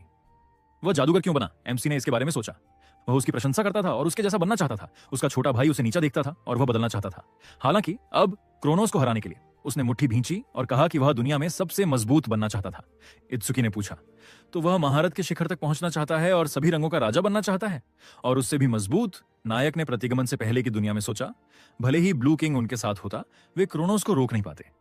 तो वह शीर्ष पर चढ़ेगा और उसे अपने हाथों से खत्म करेगा। उसने अपनी छाती पर मारा और इसकी पुष्टि की। इत्सुकी ने कहा, मैं समझ गया, एक अच्छा जवाब। उस स्थिति में क्या वह पहले प्रेरितों के साथ काम करना पसंद नहीं करेगा? उसने उसे भ्रम में देखा और पूछा, प्रेरितों के साथ? इत्सुकी ने जवाब दिया कि एक साथ काम करके वह जादूगरी के शिखर तक पहुंच सकता है। उसे विश्वास था कि यह केवल उसे ही लाभ पहुंचाएगा। वह क्या कहेगा? थोड़ी देर बाद हिकारू दरवाजे के पास रुका और मुड़कर कहा कि वे यहां थे। फिर दरवाजा खुला और एमसी ने सोचा, वे यहां हैं। ब्लू किंग को सीधे रिपोर्ट करने वाले जादूगरों का कुलीन समूह, पवित्र स्टाफ के प्रेरित। नायक आगे बढ़ा और सोचा, ब्लू किंग का कुलीन दस्ता, पवित्र स्टाफ के प्रेरित। अगले ही पल उनमें से एक हंसा और अपने पैर मेज पर रखकर पूछा, क्या वे मजाक कर रहे हैं? क्या वे कह रहे हैं कि यह बच्चा उनकी रैंक में शामिल होगा? शिराई हंसी और पूछा, क्या वे एक ही उम्र के नहीं हैं? कुरोहाशी ने उसे चुप रहने को कहा और फिर अजुमा भी हंसा और उनसे बहस न करने को कहा। याशिरो ने अपना चश्मा ठीक किया और देखा कि यह सच था। उन्हें खुद को नियंत्रित करने की जरूरत है। कुरोहाशी ने अपना सिर खुजलाया और जवाब दिया कि वह जानता था। फिर हिकारू ने नायक को देखा और उनसे बैठने को कहा। वह समझाएगा, ब्लू किंग के अनुरोध के अनुसार।